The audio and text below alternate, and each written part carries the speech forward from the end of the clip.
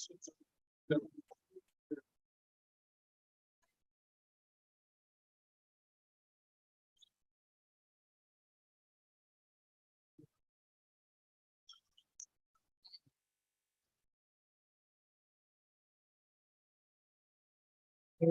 right.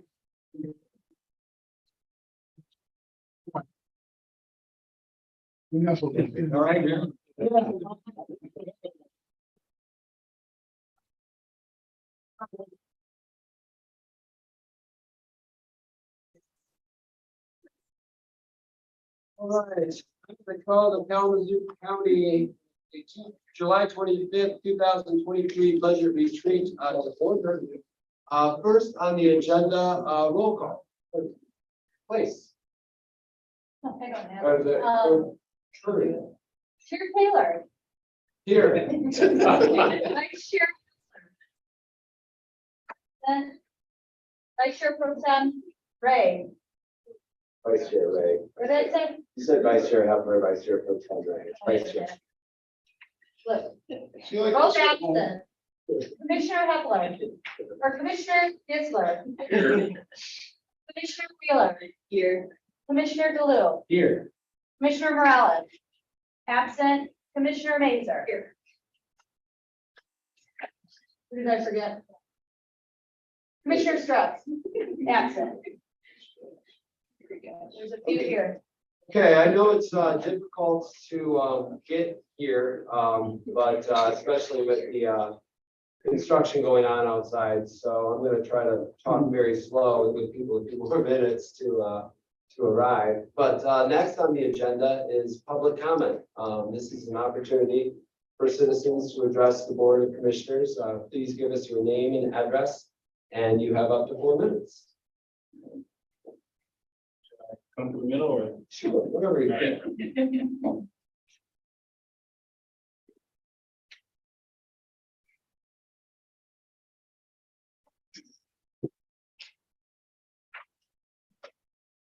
Actually, Mr. Calhoun, it's a good place for public to stand if they still want to be heard by. They can still, Close to the mic. yeah, closer. I mean, Oh. yeah, this Okay. area, it would be good. Yeah, right there is fine. I can start a time. Okay, great. Greeting County Commissioners, my name is Daniel Hamilton. I serve as Policy Director for YWCA Kalamazoo, of which I've been a part of the organization for 6 years. And over the last 2.5 years, YWCA Kalamazoo has focused a lot of our advocacy and policy efforts on expanding access to comprehensive reproductive health care, where we've successfully introduced a resolution at the state level. We've supported a large GOTV initiative last year, successfully passing Prop 3, which ensured a constitutional right to access and reproductive health care. And we also successfully launched the first comprehensive reproductive health fund, of which this county commission was a part of supporting. However, I want to take a few minutes of my time to stress the ongoing need to support expanding access to comprehensive reproductive health care here in Kalamazoo County, and 2, underscore the importance of making sure that we are centering this conversation in facts. So first, supporting access to comprehensive reproductive health care looks like supporting abortion care, doula care, as well as gender affirming care.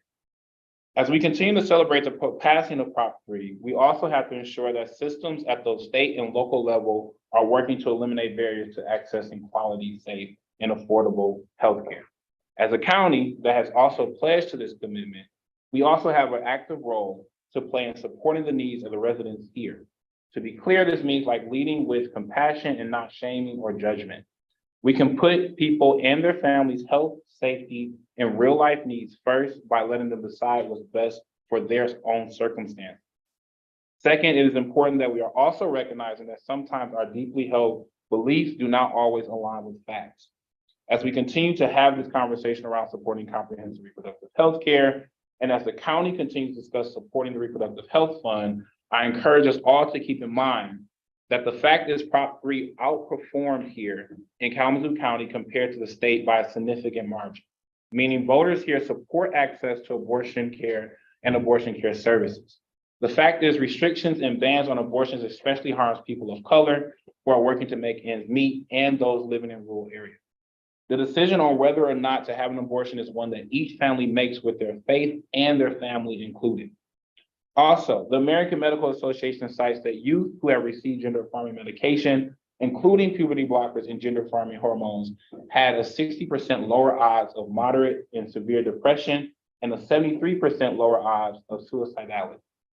Each transgender or non-binary person is different, and each person may not need or want each and every type of care. YWCA Kalamazoo holds true the value that everyone deserves quality and affordable access to comprehensive reproductive health care without barrier. It is also our position that organizations and local municipalities that serve those most vulnerable, especially our youth, our people of color, survivors of gender-based violence, and those working to make ends meet, have a responsibility to bridge gaps that prevent Kalamazoo County residents the freedom from controlling their own bodies, lives, and future. Thank you. Are there any other citizens wishing to address the board?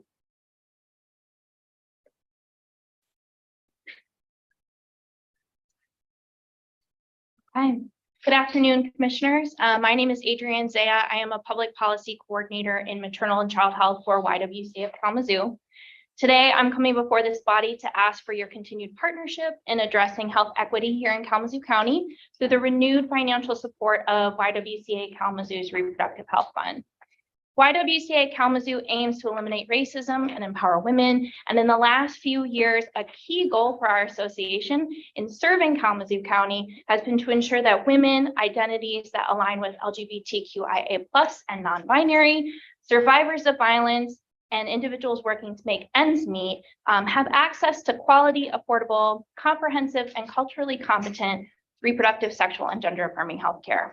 Guided by our mission and informed by the experiences of members of this community, YWCA Kalamazoo launched the first comprehensive reproductive health fund in the United States in 2021. And since its inception, the RHF has been utilized for over 300 services, including, but not limited to, doula care, abortion, and a range of gender-affirming care options, such as changes to your identity markers on a birth certificate or a driver's license, gender-inclusive clothing and swimwear, and access to PEP. Of those utilizing RHF funds in the last year, 50% were people of color, 58% identified as LGBTQIA+, 62% had a household income of less than $24,600, and 25% were uninsured. As demonstrated by those served, not only has the Reproductive Health Fund directly contributed to a resident's ability to access essential health care, but highlights the reality that many in Kalamazoo County may still face obstacles to affordable health care due to race, income, gender identity and expression, sexual orientation, and disability. The Reproductive Health Fund aims to break down financial barriers to accessing essential reproductive health care, and enabling access to such health care is critical, not just to our mission, but contributes to Kalamazoo County's efforts towards equity and the promotion of county residents' health and safety. Removing these barriers allows individuals to access the care that they need to live whole, healthy, and authentic lives, while also reducing health inequities, protecting perinatal and maternal health outcomes, and improving overall community health. Investments from the Kalamazoo County for the Reproductive Health Fund will continue to play a pivotal role in ensuring access to care for those most marginalized is available, making better health outcomes a reality. Therefore, YWCA Kalamazoo asks the Kalamazoo County Board of Commissioners for your continued funding support in the amount of $100,000 to the Reproductive Health Fund. Thank you. Thank you. Are there any other citizens wishing to address the board? Okay, moving on. Next, we got our budget priority settings. You've all got Civic Clerk, I think it was uploaded yesterday or the day before, the one pagers with different department requests. And then we've got our also all the different, the different requests, and then the updated 6-month budget projections. I want to, before I turn it over to Kevin, I want to just let this board know that this budget truly, it's an opportunity to be a transitional moment in the culture of this county. show a commitment to our most valuable assets, which is our employees, and our customers, which are our citizens, by developing and investing in people. I envision this process going into several different meetings, the first of which to find out what is truly allocated. I heard 1.4 in our number, we have 1.4 to allocate, but that's taking all the different revenue projections as presented. I would think this board needs to go into the different revenue projections, ask about not only the growth of our property tax, what revenue sharing is going to be, what cannabis tax is going to be, alcohol tax is going to be, and look at each and every single one of those. And then also afterwards, look at our expenditures. What has been the history of some of these things that we've had expenditures for that we haven't utilized in the last 3 to 5 years? And trim on our expenditure side before we get into allocating different departmental requests. I'd like to really firm down what our availability of those funds are. So that's kind of how I first see this process. I see it taking at least 2 to 3 meetings, and the first of which is going to be looking at our revenues and expenditures, how we have the ability to increase that 1.4 so we can satisfy more departmental requests. As I said before, we've got a lot of really nice buildings, or we will have a lot of really nice buildings in Kalamazoo County. And we did that with a lot of long-term conservative budget practices that didn't ask the citizens for a tax increase. We didn't ask the citizens to build a new jail. We didn't ask the citizens to build a new Ball Road facility, a new animal shelter, and a new courthouse.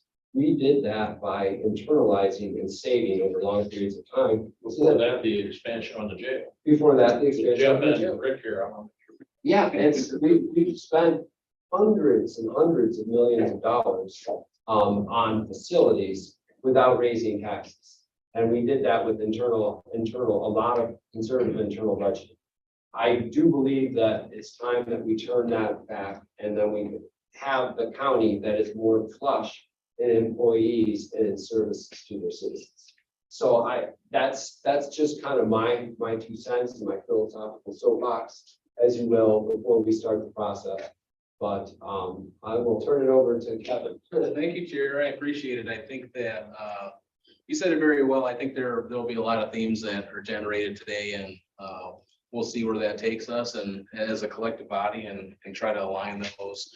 Today, what we wanted to do before we turn it over to our facilitators is kind of provide the board and our audience with an overview of kind of the landscape that we're operating under today as a result of decisions that we made in the past. None of the decisions that we made in the past are wrong, but just trying to take the landscape to set the tone. So what we have here is an outline. This is a millage 101, just kind of going over some of the high level major millages that we have, and just kind of providing you all with some context there. Looking at sort of the landscape that we're operating under current context, looking at outlook for 2024, and then just providing a very brief environmental scan. We won't go over departmental requests today, but I wanted to touch on that to say that they are in your packet, and then we'll obviously be discussing those at future meetings. So just wanted to bring that up. All right.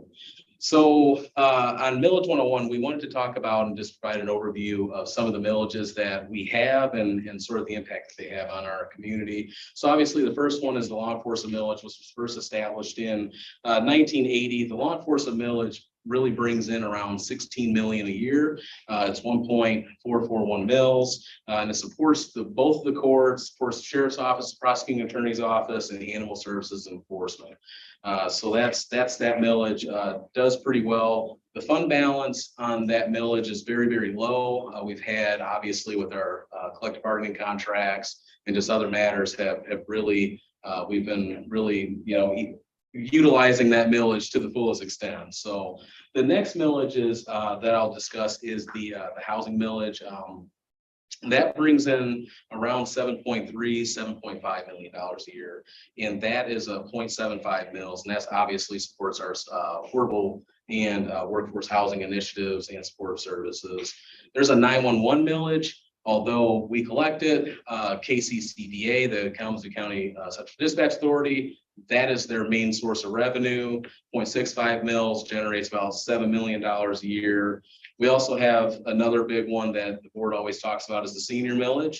And so that's about a $4 million-ish a year millage, about 0.35 mils, and that supports all of the senior initiatives we have in the county.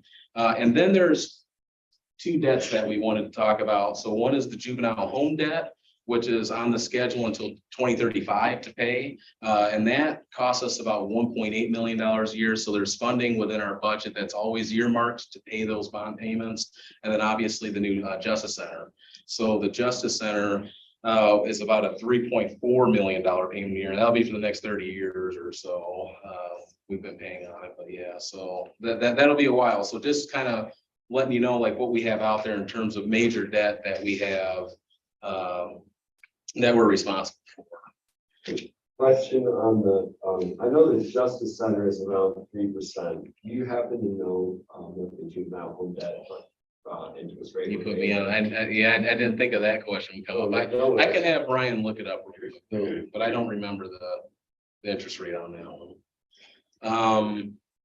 So kind of going into, our current landscape right now, sort of how the board has to make very tough decisions to maintain a delicate balance between what we can do internally versus externally. And so there's always an unintended kind of internal battle between departments, offices, courts, and just how resource taxed that we are and how it really impacts external services versus internal services. And rightly so, we found that the board has really put a focus on programs and citizens. And so, that's just what we've done in the past. And now we've been seeing a trend that we need to start focusing more internally too, to ensure that we can provide the services at the best level that we can, based on the resources and really human capital that we have, right? Taking a look at really the state of our county, and this is not an exhaustive list by any means. Really what we've concentrated on, just based on feedback and discussions I've heard from the board, really internal capacity. So this really looks like it focuses on internal services, but if you really look at the new funding requests that were presented in your packet, you can see that I would say probably 80% of the new funding requests are for staff. And so I think when you look at how previous cuts have been made, how that impacted how departments are providing critical services, even to not just to other departments, but externally as well. And as the board has stated, a focus on employees can translate in many ways the way that we are able to perform in the environment that we operate in, and how it's vital for us to really show that we care about the employees and help them be able to provide the best services that they can with the resources that they have that we're able to garner for them. So what we've kind of been looking at in administration is really what does growth look like, and we've kind of obviously there's a lot of terms out there, there's a lot of best practices, but really what smart growth requires in the sense that we're investing in the planning capacity and grant seeking to do the things that this county wants to do. So we have really taken to heart that if we want to do transformational things, we need transformational people to do grant seeking to do those very things. We've recognized that our new hybrid work schedule requires heightened employee engagement. The way that we used to engage employees here versus our folks that are working from home, maybe a quarter of the time, half the time, or even full time, really requires us to think how we engage those employees differently, and employee satisfaction is just at the top of on the top of our list. And that goes along with onboarding and recruitment. Nowadays, we have to think of different ways and transformational ways to really onboard our employees to make sure they feel at home, they feel welcome, and then obviously how we recruit nowadays is just totally different from how it used to be. We've recognized too that escalating healthcare cost really should dictate how we invest in renewed wellness initiatives within the county. We've cut a lot of wellness programs. We used to have a position in HR that actually handled wellness. That no longer is a position. So we really need to focus on that, because when you look at the employee benefits fund that's being taxed from the claims that are occurring, you really have to take a look at a comprehensive approach on how we look at how we're taking care of the employees. And then recently, so our CIP committee met, and they've ratified a decision at the committee level. It hasn't been presented to the board yet, but there was a lot of great discussion there, right, that talked about how we need to be able to stabilize our assets through sustainable capital planning. And so there's a lot of work that needs to be done in that area, and administration's working collectively on that to ensure that we're well prepared for the 2025 budget season for CIP. And then lastly, obviously, and I'll talk about this, I can't talk enough, but grant seeking is really needs to be at the top of our radar on that. So just kind of giving a really brief overview of how administration starts crafting the budget. When you look at 2024, we've had obviously the implementation of the Siegel study. And so that froze step increases really just set the scale. Everyone was slated in where they're supposed to be slotted, and then they were compensated at the rate that the Siegel presented. What we do when we craft the budget and provide the board with their number to work with in terms of a surplus to satisfy new funding requests, we have already built in the step increases and the cost of living adjustment. So what we've already slated in the budget in terms of that surplus that we'll present is a 3% cost of living adjustment to the scale plus a step increase. And so that's already within that surplus. That's what every employee can expect, unless the board obviously amends that going forward. Addressing new revenue, as the chair pointed out, we've taken into account increases in alcohol tax, the cannabis tax or marijuana tax. We've looked at property tax increases in that equalization report, and then obviously the state revenue sharing. In the state revenue sharing, we were supposed to get 17%, but it ended up being 6%.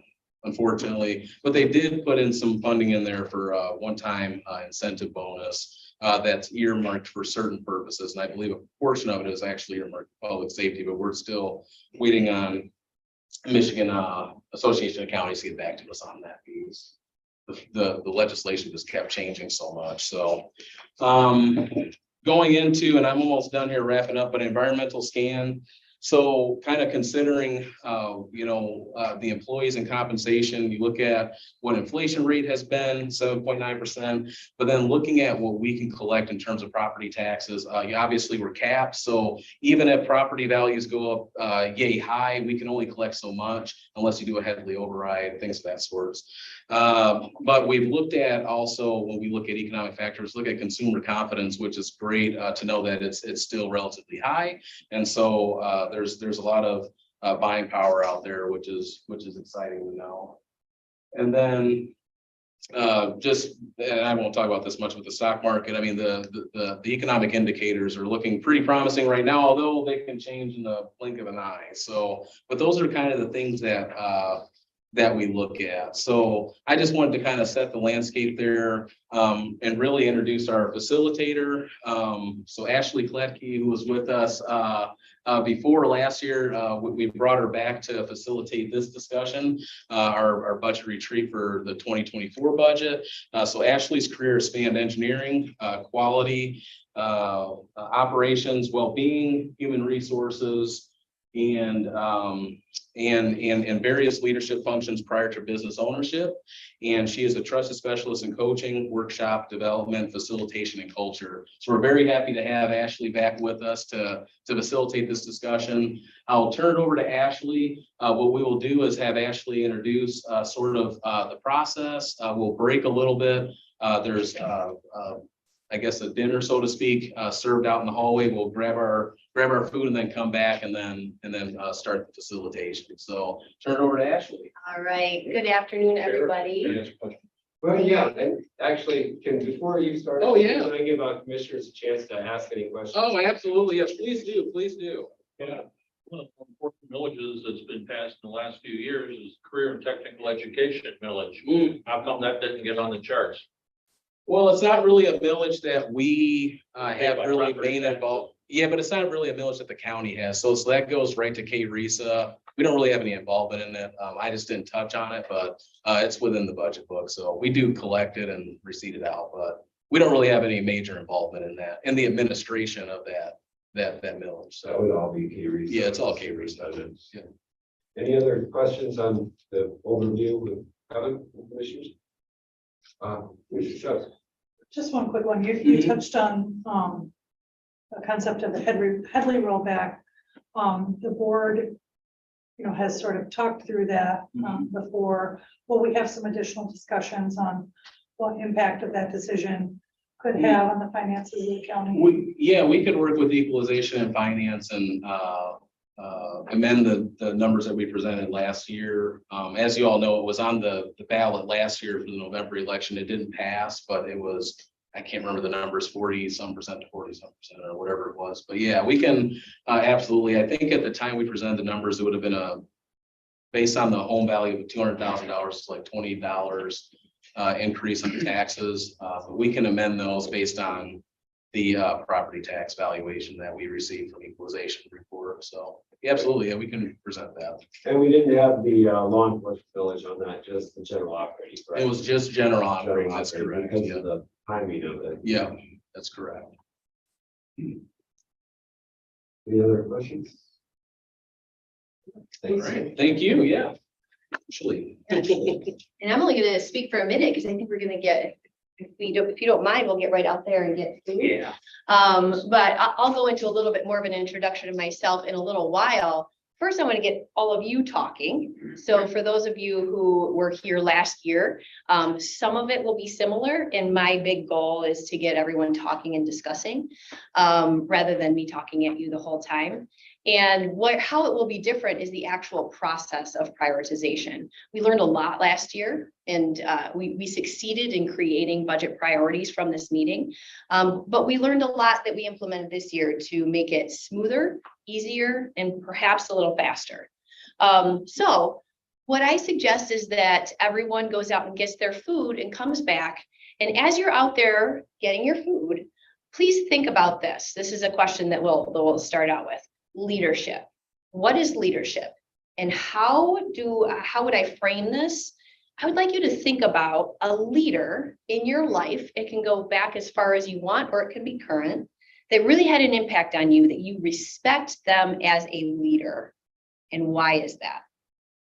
So think about that as you're gathering your food. Go ahead, get your food, come on back, and we'll discuss leadership for a couple minutes. All right? All right.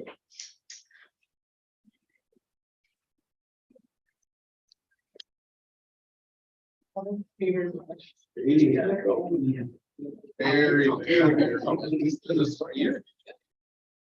You know that.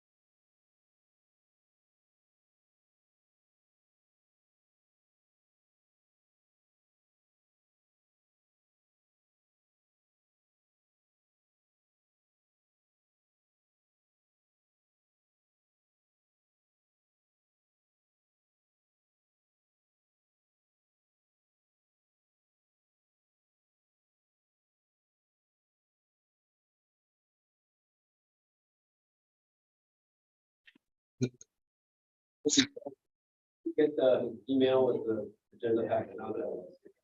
You said it was on the. Yeah, I think it was On just. the executive order. It's not. Show anything since the last meeting. Hold on. There should be an email now. There must be a. You have it specifically? That's. That's It's so random. Only the two of you'll have it. So I had it, she had it.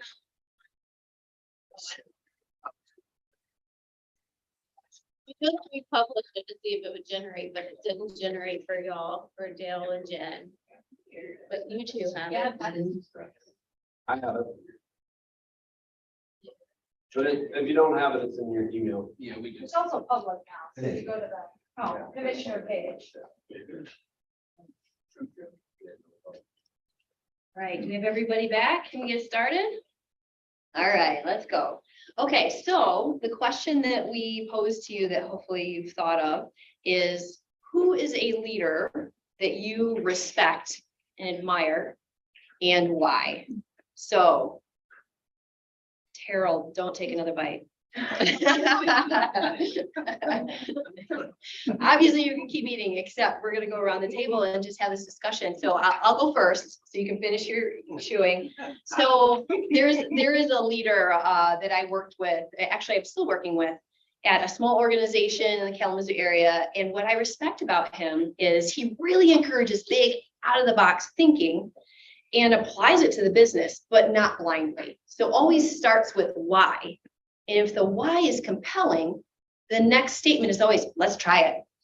And what that does is it's continuous transformation and growth for both the organization and the people in it. And then what he follows up with that is with a really nice balance of discipline around, okay, we decided this was a really compelling why, we're going to stick to it, even when there's some brand new thing or something pulling us away from it. So that is what I respect about Ryan. So, Terrell, how about you? Well, early on in my career, there was a man by the name of Ralph Johnson. He's had a great career, but he was responsible for implementation of the TANF for Cuyahoga County in Ohio. And just the way that he led, because it was a lot to do, changing the lives of a lot of people. But he had an open door policy where you could come in and kind of ask big questions. So as a young guy coming in, and I had a ton of questions, I wasn't really shy about asking. And he just took that time. And he did that not just for me, but he did it for his staff. So there's like a management tree where there are like a couple of, guys that one became a deputy county administrator.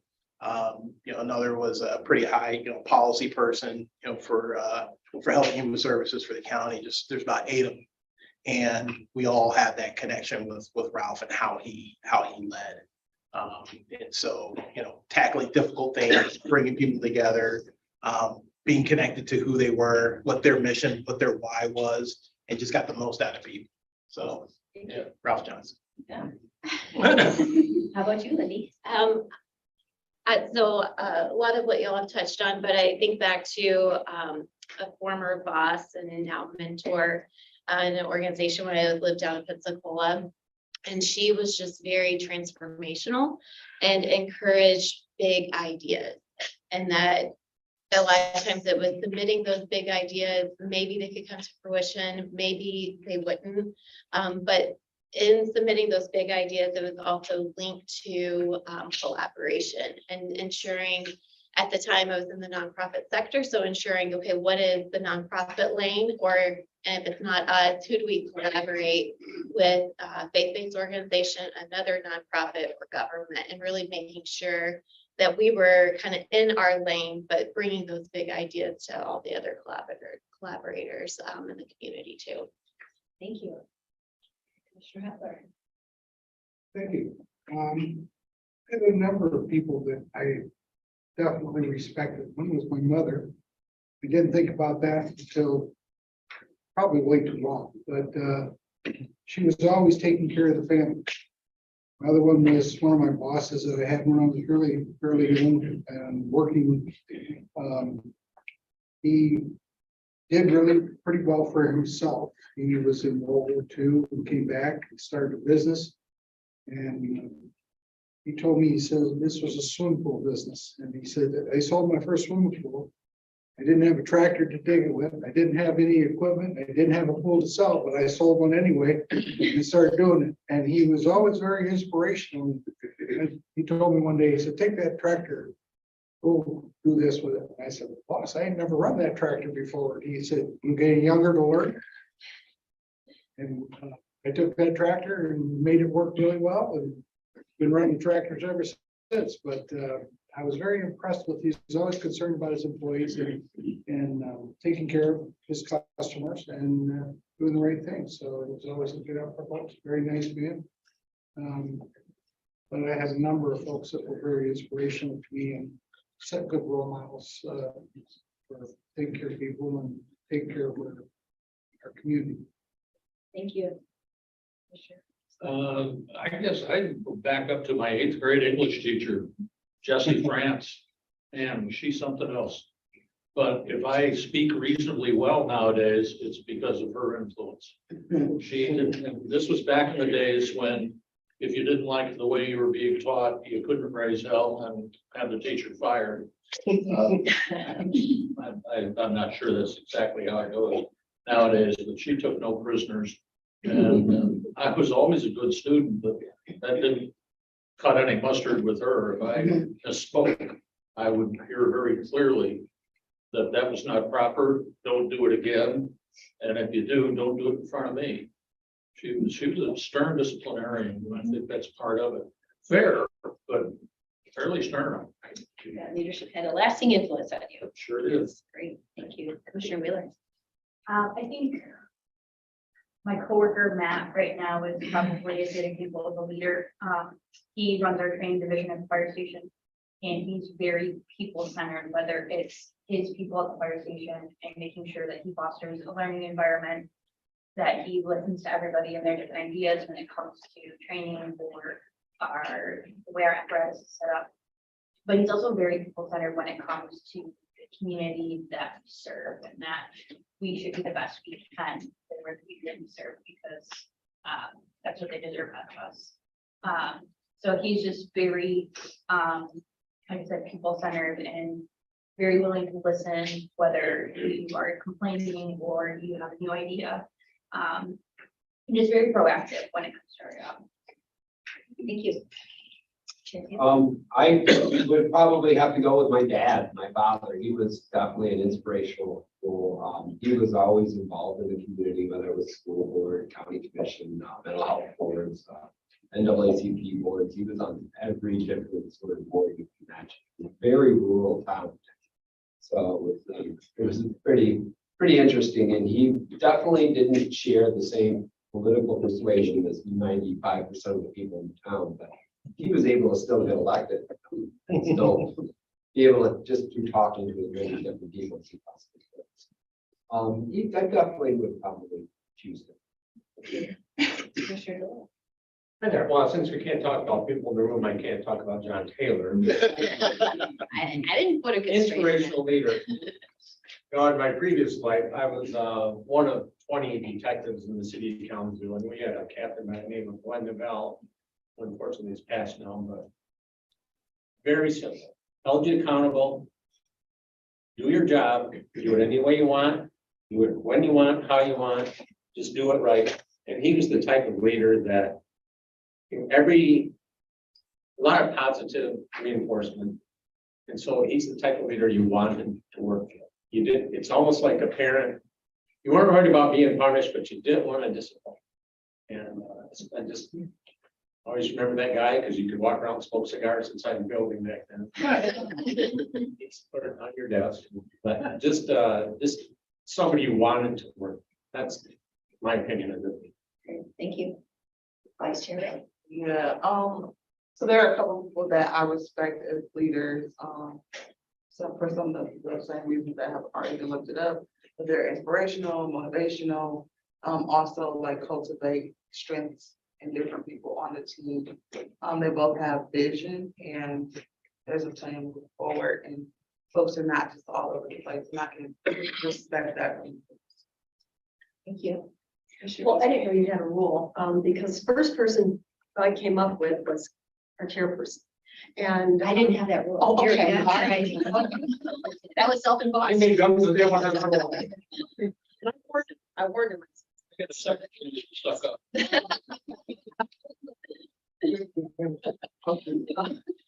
just appreciate how he makes us all feel that we're equal and as board, as commissioners, and it encourages each one of us. I'm probably the least likely to talk at these things, so I was panicked when you said that. Okay, but I mean, I really appreciate how he brings us all into discussions, and so I think it's a great leader. Thank you. Commissioner Strauss. Well, that's for John today. That's great. So, I mean, we've heard some examples around the table. Parents and teachers are folks that came to mind. I'll lift up some in the local community. Director Charlie Davis that runs Isaac. And just an example of the same sort of, there's a positive energy about her, a creativity. But also there's a bravery, like not being afraid to, speak uncomfortable truths or to take risk. To sort of stand for values and stand for moving outcomes, even if that can create, personal risk or professional risk. I think leaders that have a vision sort of beyond, immediate needs, but a long-term vision and recognize that mission is more important than their own ambitions or their own ends, or the kinds of leaders that inspire me. Thank you. So mine, I think, I have two very, very important mentors and great leaders. One's a chief of police in Casa Grande, Arizona, Mark McCrory. When I moved to Tulsa, he actually took me into his family. I didn't know anyone there. So, but just someone that really has the capability to make you feel welcome. I think that's a great leader, to make you feel included. And someone that can bring you back down to earth real quick when you're going all over the place. So it was just and the other one, his name is Mark Hogan. He works for Tulsa still, and just very good mentors. Just a person that can really just give you some great advice. Make you feel included and just give you the great resources that you need to become a great leader yourself. So I think that's where a great leader really stands out, when they pay it forward to kind of teach you the tricks of the trade to become a great leader yourself. So yeah. All right, thank you. So thank you, everybody, for sharing that and getting your thoughts out there around leadership. We heard a lot of similarities, a lot of great things. And what I really love about this, if you think about what you said a great leader is, it's probably what makes you a great leader too. Like, you probably do those things too. Potentially a little less refined or with a little less experience. But when you really respect a leader and what they do and how they do it, it's because they're playing to your values.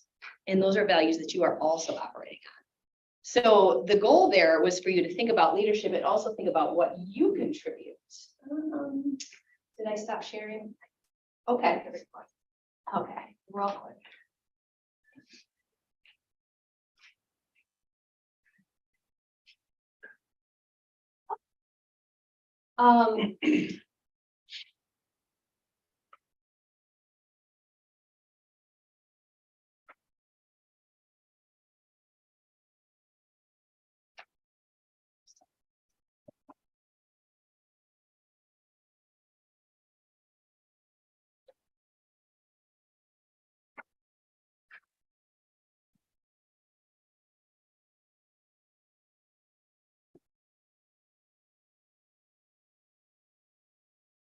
good.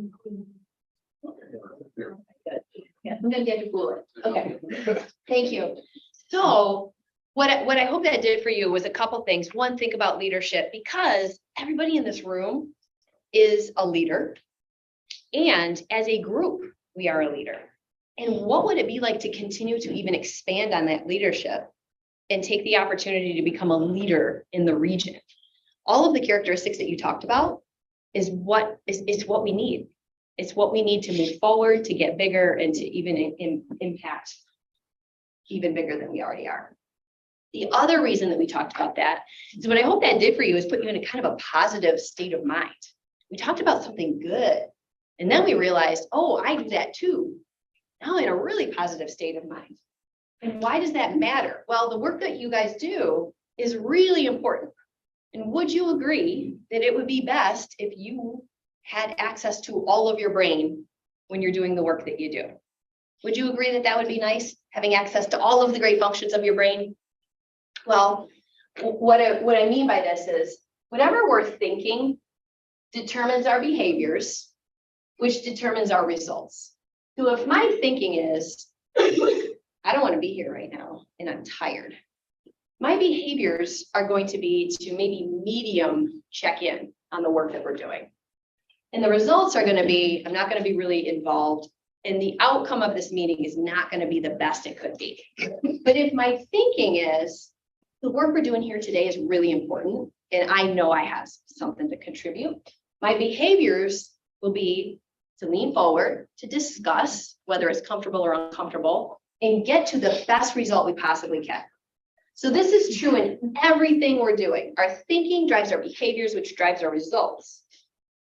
And our state of mind determines our thinking. If our state of mind is positive, then we have access to all of our brain. We can reason. We've got memory, focus, all of these things our brain can do. Sorry, Dean, you're doing great.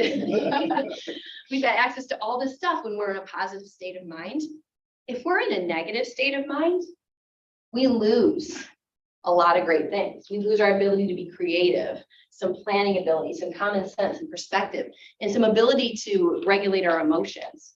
So we can still function, but it's not going to be the best outcome. So this is where really smart people sometimes do not so smart things. This is where we had that conversation when maybe we should have waited till morning. So that's why we had that discussion in the beginning. If we can get ourselves into a positive state of mind, we get to use all these parts of our brain.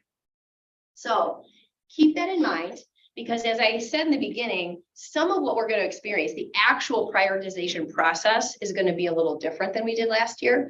But something that is always the same with me is operating on a belief that I developed over all those 23 years at Stryker through engineering, through human resources, through well-being, through facilitating culture shifting initiatives. The belief is that we are unlimited in what we can accomplish when two conditions are met: when we know our purpose and when we're at our best. That's true in the moment, like, what's the purpose of this meeting? And did I show up able to be at my best? It's true in our role, whether that role is me as a mom or me as a facilitator. What's my purpose? And am I at my best right now? And that's true in life. What's my purpose? And am I able to be at my best? It's also true for teams. What's our purpose? Are we at our best as a team? So that's something that I always, everything you do is based upon that. And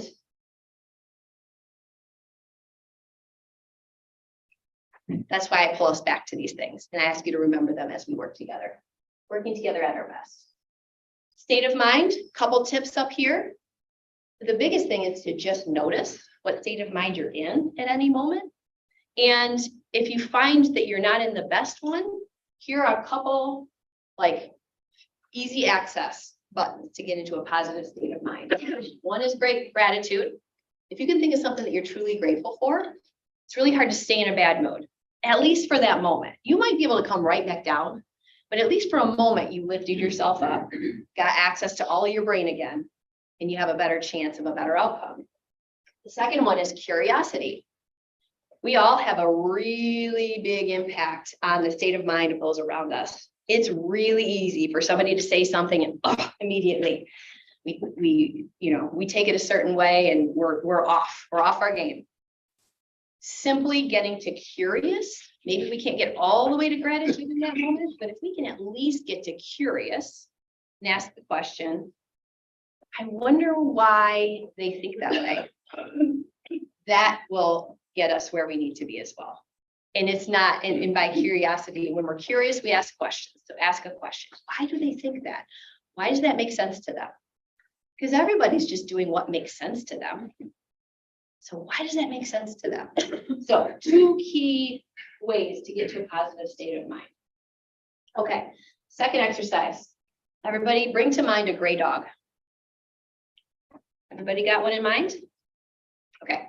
How many of you, your gray dog in your mind is a big dog? How many is a small dog? Okay. How many is an old dog? How many is a puppy? Long hair? Short hair? All gray? Gray and some other colors? Oh, okay. So that's interesting. I gave the same instruction to everyone and y'all thought of different gray dogs. This is an example of our filters. Where did our gray dog come from? You have a gray dog. It's your dog. How did anybody else come up with their dog a different way? I had it. You had one? If you thought of your neighbor's dog or dog from childhood. Yeah, it was an example of our filters. And the reason I bring this up, gray dog may come up later on in your language because it's an example of what we want to avoid. So let's say at the end of today or at some point, we come up with the goal of, in the housing category, increase housing options. That's our goal. And the actual results, maybe this is pure example, maybe we increase affordable rental options by 10%. Okay. Somebody is going to say, what great progress. That's awesome. And somebody is going to say, we failed. Rates of home ownership didn't improve. Same goal, increase housing options, totally different perspectives on what does success mean. Different gray dogs. Make sense? Okay. So why does this happen? This one I shared with you last year, but I love it. We need filters. Brains are amazing machines capable of processing 40 bits per second. That's a lot. Every second, 40 bits, 40 bits, 40 bits. Unfortunately, we are inundated with 11 million bits per second. That's a big difference. We can only process 40, we're getting 11 million from all of our senses, from everything coming at us. So our brains have to filter things in order to function. If we were trying to process 11 million bits, we would be stuck. We couldn't do anything. So our brain is searching for what's most important, what makes the most sense. And those filters come from our experiences, from our upbringing, from our beliefs. We all have different ones. So that's why that clarity is important. And just understanding that filters aren't bad, they're necessary. Just realize how they can get in our way, because awareness can help us get around that. Okay, so with those things in mind, we're getting closer to our actual discussion and prioritization here. But I just want to, again, as we're thinking about 2024 budget, priorities, and leadership, how do we become leaders in the region? Well, with leadership, I wanted to introduce just one more concept here. Think about all of the things in your life that you have control over. Tell me some of them. What do you have control over? Where I get coffee in the morning. Where you get coffee in the morning, as long as they're open. Yep. What else? I decided to exercise. Yes. deciding to exercise or not, you have control of that. Yes, what else? Your kids, you have control over your. How many do not have control over their kids? I need some advice. I'll talk to you later. Right, what else? What you're gonna do for the day? Yeah. I'm not hearing a whole lot of stuff. This list of what we really fully 100% control is pretty small. But what about influence? Maybe we can't control it, but we can influence. What comes now into this circle? People's perceptions, we can influence that. Can't control it, but we can influence it. What else?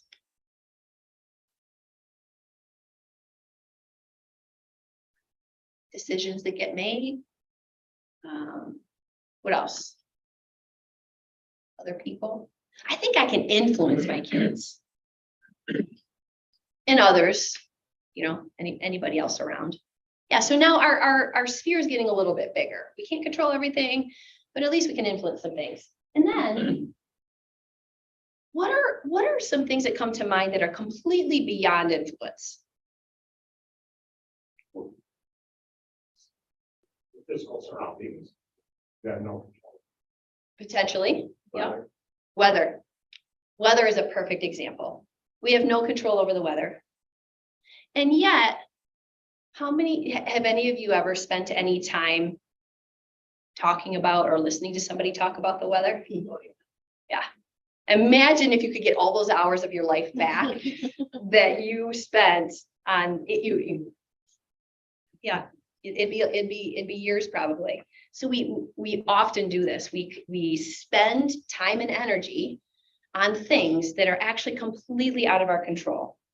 We use the word for this, so this may be a word that could be helpful as well. These are gravity issues. So gravity is something that we have no control over. And yet we don't stand up every morning and get out of bed and be like, oh, gravity, such a pain. We don't even think about it. We just move through it. Well, sometimes I complain about gravity, but for the most part, we don't waste time and energy on that because it's not out of our control. Those are gravity issues. So when we're thinking about leadership, if we can start by understanding what do we control, what do we influence, and what is completely outside of our control and influence, that is a big step.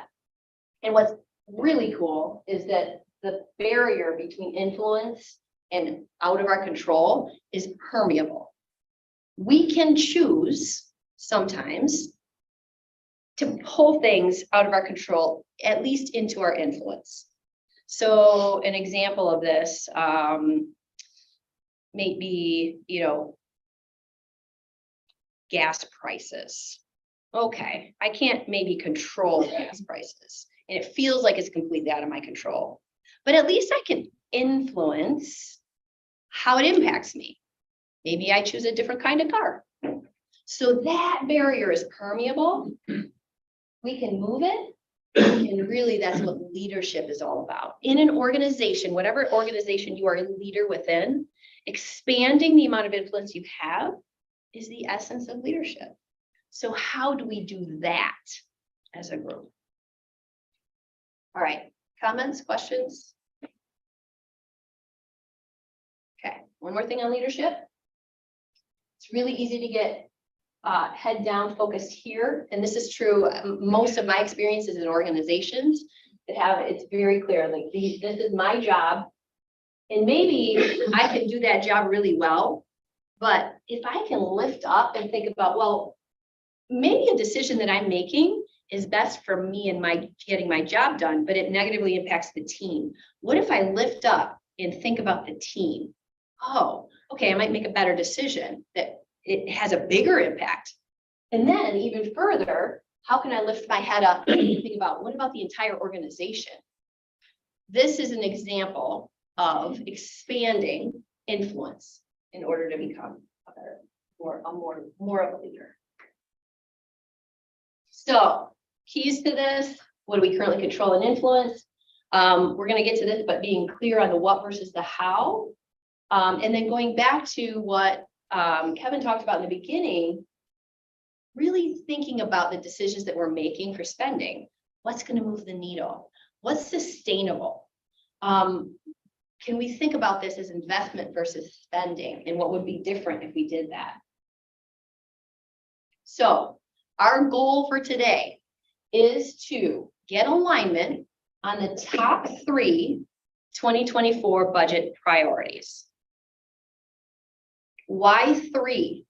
Because we may be, what about 5? Well, there was a study done that showed if we set between 1 and 3 goals, we will achieve on average 2.6. If we set between 3 and 5 goals, on average, we will achieve 2.6. And if we set between 5 and 10 goals, on average, we will achieve 1.9. It goes down. And at first, my reaction was, wait, what? Oh, yeah, that makes sense. If we try to do everything, we spread ourselves too thin. We never get anything actually done. Less is better. So we are going to go for the top 1 to 3. That does not mean the ones that we don't choose aren't important. It just means that when we have to make a decision, we've got our 1 to 3 goals in mind. I said alignment. What is alignment? First of all, what it isn't, it's not necessarily 100% consensus. What we're going for here is that we can all walk out the door today with a list of top 3 that maybe that wasn't exactly the list in the order that I would have put it in, but I feel good about it. I can walk out of here supporting it. Okay. Okay. Now let's get to the work. Last year, for those of you that were here, what we discovered is that it's really easy to get, as we're talking about priorities, it's really easy to get messy with the what versus the how. And then how do you prioritize something when you're not comparing apples to apples? So what I wanted to share with you, I'm going to walk through an example of a model of what happens today and then beyond, and then get really clear on what it is we're looking at today, because it's not the whole thing. So here is an example of a model. Again, a lot of what I'm talking about today is kind of examples. So you might not want to take it completely literally, but here's what we're working on today. OGSM. This is a really a great model that a lot of organizations use to flow from like a top level strategy to the next level down. What are they going to do? And the next level down, what are they going to do? O stands for outcomes.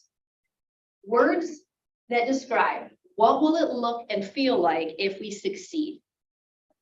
The goals are, how are we going to measure that? And notice that this is in the category of what do we need to achieve? The what. The how we achieve it comes next. So within the what do we need to achieve, we've got outcomes and goals. These are words. These are numbers. And today we may not even get to numbers, but we want to get at least to an understanding of how could it be measured? Is there a measurement that would help us know if we succeed?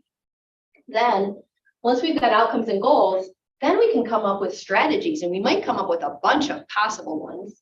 Strategies are projects, initiatives, programs, approved spending requests that are ideas on how we can achieve the goals we set.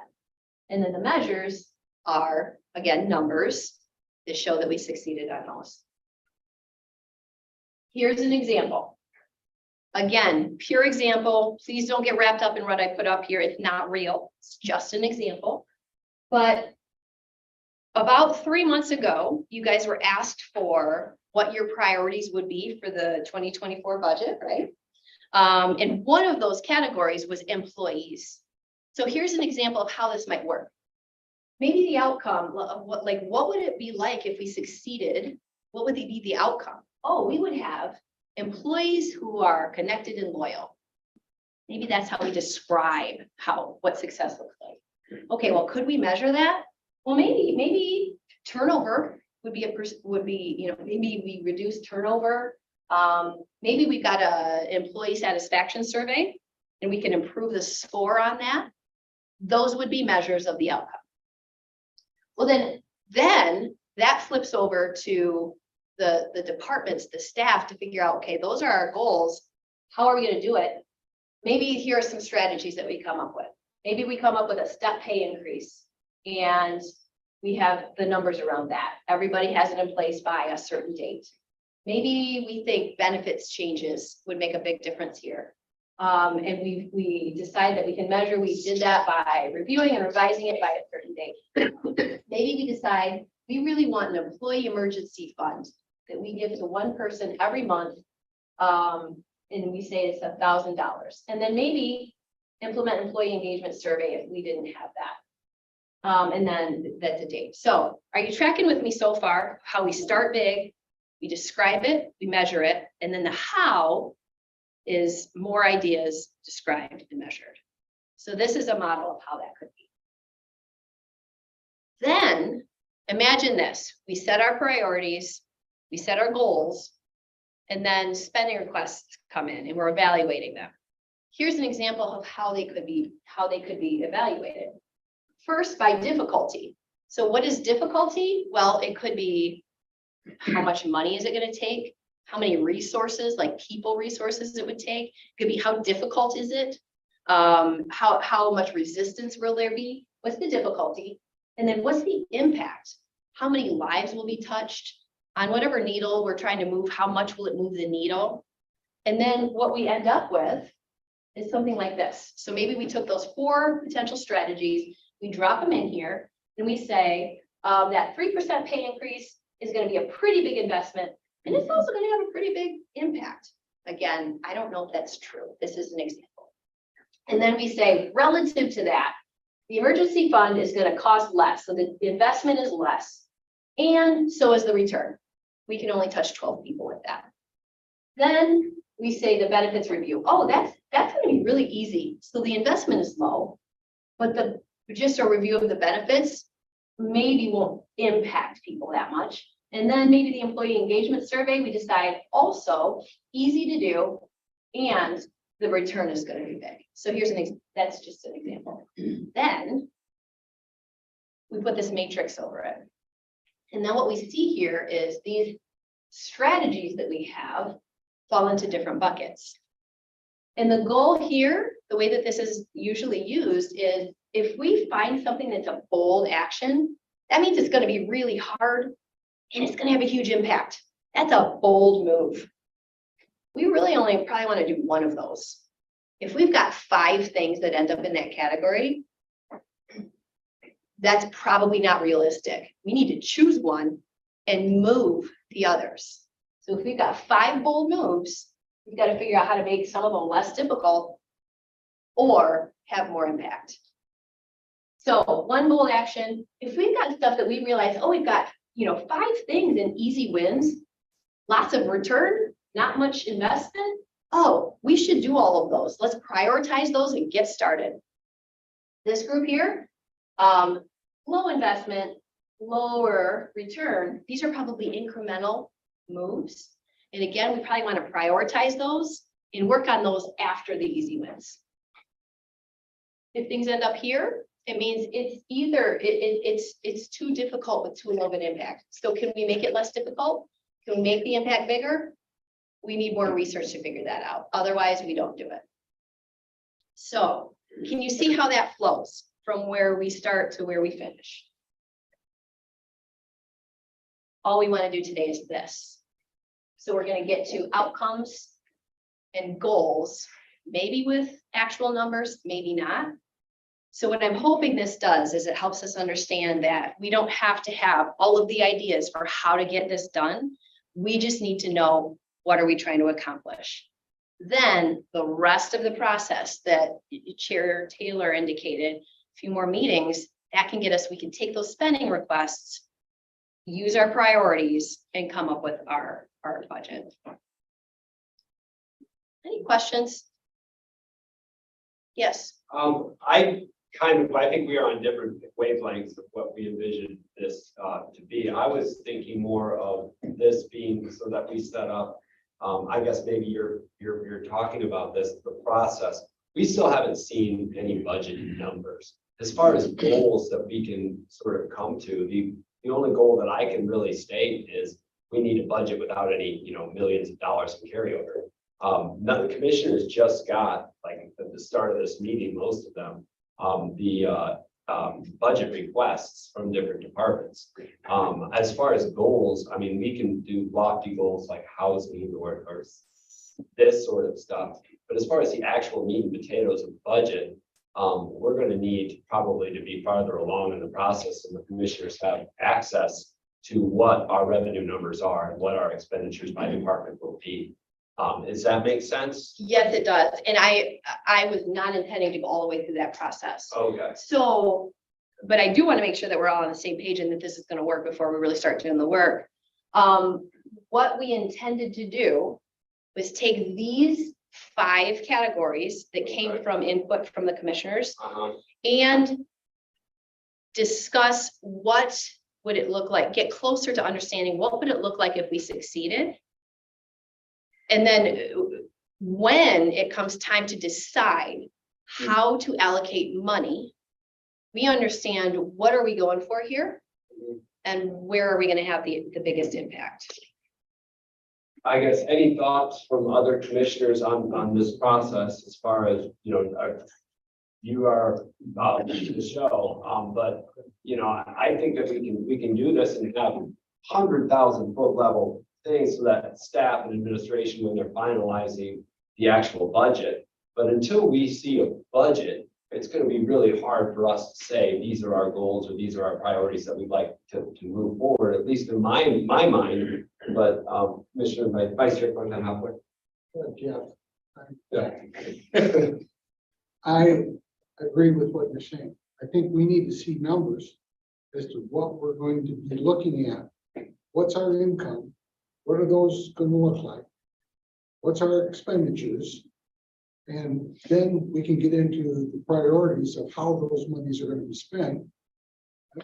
I go along with what you're saying, and I don't disagree with it. I just think before we go too far down this road, I want to see, I've got $10 million coming from this. I got 5 million coming from that. So that gives me 15 million. And how much are my expenditures? I've got employees, benefits, and those, and the regular expenditures that I've got to see before I can put things in priority. Now, I've worked on budgets for, it was pointed out to me while I was getting my food. I've worked on a number of budgets, not just for here, but for my other communities, for my business. And I can't do a darn thing until I have a good concept of if I'm going to be successful.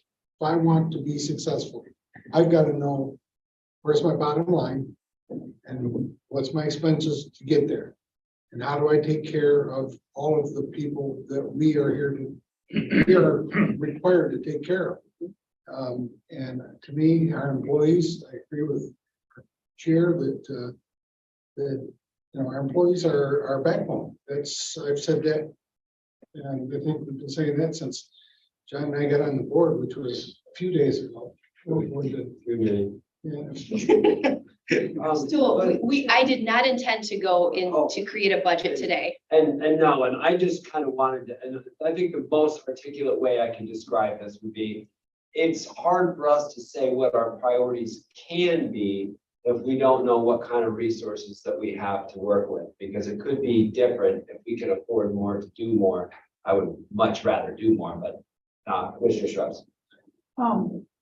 Appreciate the comments of both of my colleagues. And I think as I'm hearing this discussion, I think what it's drawing me to think through is just sometimes when we have to think through what's the possible, is what you're going to, Chair. But sometimes if we start sort of constrained on what we think is possible, we miss an opportunity to vision something else that could have been on the table. So if we can vision out, if we just, we're not worried about what the final numbers would look like, but if we could really solve it, what would it look like?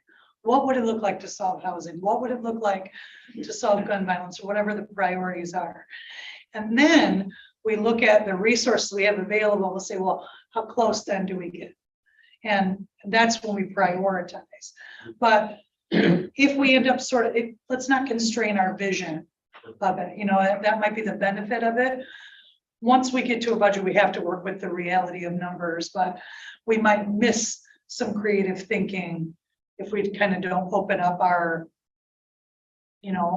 broader vision.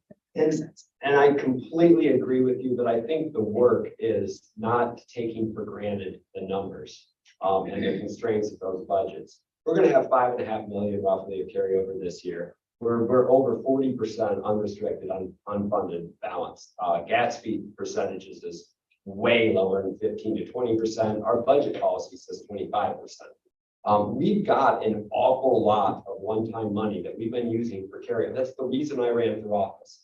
The public knows this.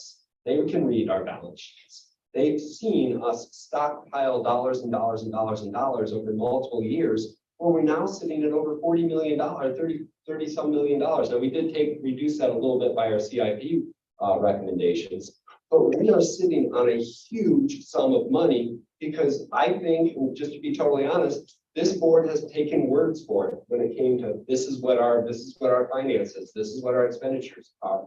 We've got to start doing our job as a board and not just take people's word for it, but the real work of this board is going to come down to challenging those assumptions on tax rate growth, challenging those assumptions on expenditure rates, because we cannot continue to have millions of dollars in carryover every single year. And I think we're going to have to do a long, arduous process in that budget. And I'm happy to do, if money was no object, let's put our goals, and I'm happy to, partake in that process.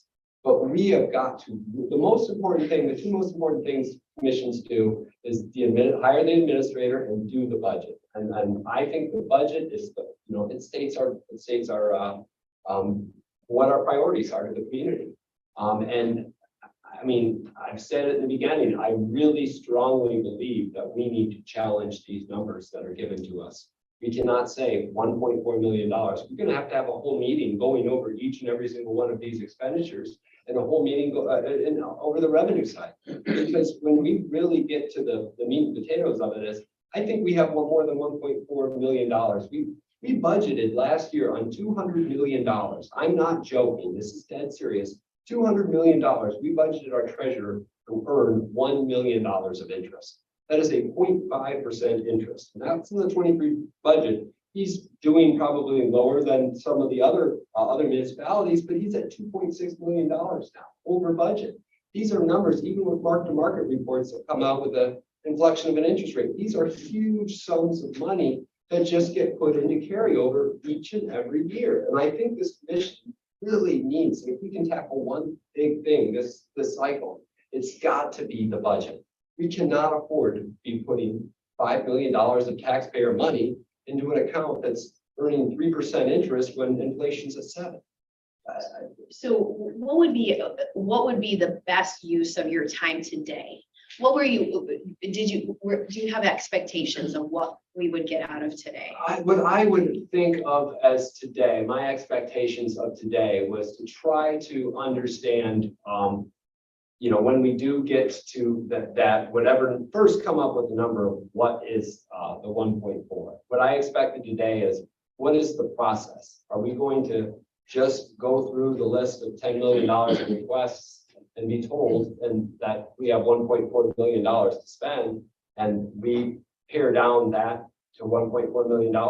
Or is this board want to have multiple meetings? It's going to take time. It'll probably take at least 2, where we go over our revenues and expenditures in the budget, and that we take a good hard look at those, and then the history of those. Now, we went transferred from Eden to Munis Systems, so it makes it really difficult for finance unless there's a specific fund you want to look at. It makes it very hard to track multiple years approach. But we can go into old budget books and get that. And we can look at histories of the accounts. For instance, strategic planning that's in the county commissioner. We budget $127,000 each and every single year. It really knocks you up. Some of those books disappeared from the. Yeah, I've got actually, funnily, I have 2002 to 2016 in my house. I don't have 17, 18, 19, 20. Still cleaning my basement, but I'm gonna get a few. You can borrow it. But what I'm envisioning today is coming up with a process, looking at what makes sense. And then once we are looking at what is possible, and then once we get to really right on line with what Commissioner Streb said, with an emphasis on finding out what those dollars are. I mean, we can go around and talk to commissioners and say, what does, what does housing look like? Right now, how we do housing is a very fast, process. And how we do the senior millage is a completely different process. But, I would like to keep us at a 100,000-foot level. I'm happy to go through and housing employees, DEI, budget, mental health, substance abuse. What does that look like as far as goals? And we can play off this process. But then this information goes to, I'm taking administration, and then administration uses it to have the recommended budget. Is that how we Yeah, saw this? Yeah, Chair, I guess I'd like to kind of bring us all in. So I think that we're probably not understanding the process and even the historical budget process. So the way that we use this information to craft the budget is that we try to align the new funding requests with the board's budget priorities. So if we do not create new budget priorities, then I'm just kind of picking from the list of what to fund and what to recommend with no real guidance. And so administration can't really do that fairly and equitably if the board has not established budget priorities. I'm not sure how we do that at that point. But when you say picking from the list, are you picking from the list for a $1.4 million number? So Chair, we don't even know what that number is yet. Finance and administration are still working on the budget projections for forecasting for all of the major revenue sources. We haven't even completed that process yet. So the $1.4 million number is very preliminary. Would it be easier if the commission, what I'm thinking of, it makes more sense to come up with what we have to spend before we go to the process of spending it. I mean, does that make any? I think that this commission probably would need to be a part of that process and how that 1.4 gets derived. So the commission is absolutely a part of it. So what we do, once you all establish the priorities, we kind of go back to the drawing board to understand. And we really drill down on the forecasting to ensure it's as accurate as can be and that we're comfortable with it. Obviously, at the end of the day, the commission can alter professional recommendations of finance and administration in terms of forecasting. But we're only comfortable forecasting to a certain level. So once we figure out what we're comfortable with, we'll present those numbers to the board, align the new funding requests with the priorities. And then obviously the commission has every single new funding request that totals $10.2 million. We'll try to align as many of those as possible, try to coalesce those into a pretty good budget for 2024. The board can then choose to amend the administrator's recommended budget if they see that some of those items or personnel initiatives don't align with those priorities. But I'm not really sure how we can move forward if we don't have priorities to align the new funding request to.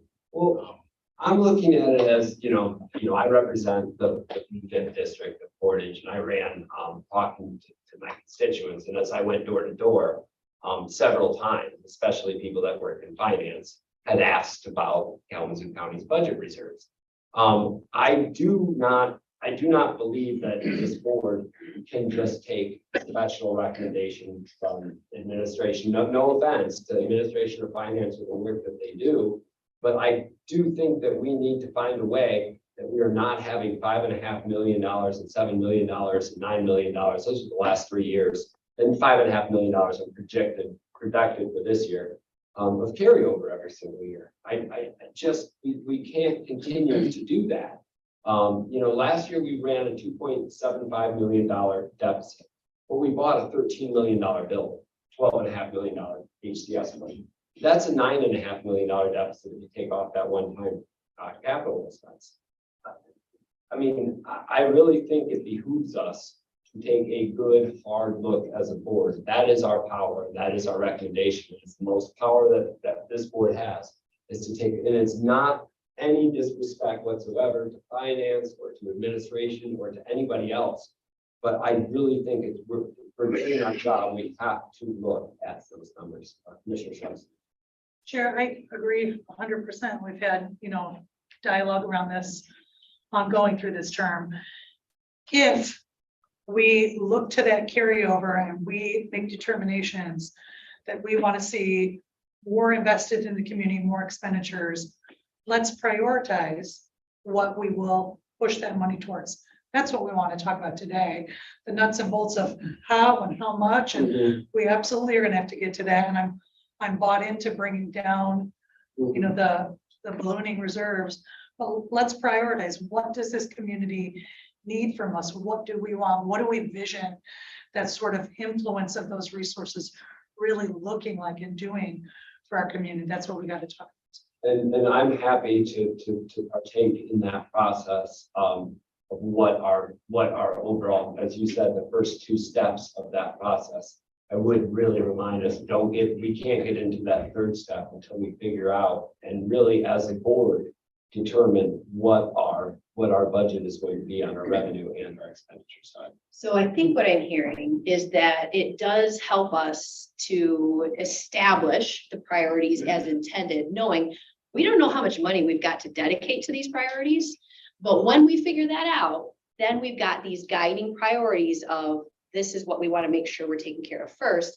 And then what I'm also hearing is a request for more information and understanding from for and from the board on the actual budgeting process and the actual numbers that I don't know how that's been done in the past, but is that the request that, okay, we've established priorities and then we've left the process away from the board. We want to dive in a little bit more later at the next meeting. Is that? Yeah, We're good? yeah, good with that. Commissioner, Well, Commissioner Hepler, you're sitting right next to Commissioner Gisler. Yeah, a couple of things have occurred to me during the last 5 or 10 minutes or so, prompted by your leadership, if you will, John. And that is, I think what you're talking about is something that is the result of we're being now at the end of a 30 or more year ultra conservative financially run operation as the county. And that's why we have the carryovers constantly. We don't want to take any chance on coming up short. So we wind up coming in over each time, meaning over revenue. And after a while, there are some people like you ran into when you're going door to door. So, how much longer can that continue? And I think we need to address that, and that's part of it. And I'll throw out a thought that I never got a chance to fully participate when I was still at Upjohn, because they were moving in this direction, but they never got there. And then it went to Pharmacia and Upjohn, and then it went to Pharmacia, and now it's Pfizer. And that is the concept of zero-based budgeting.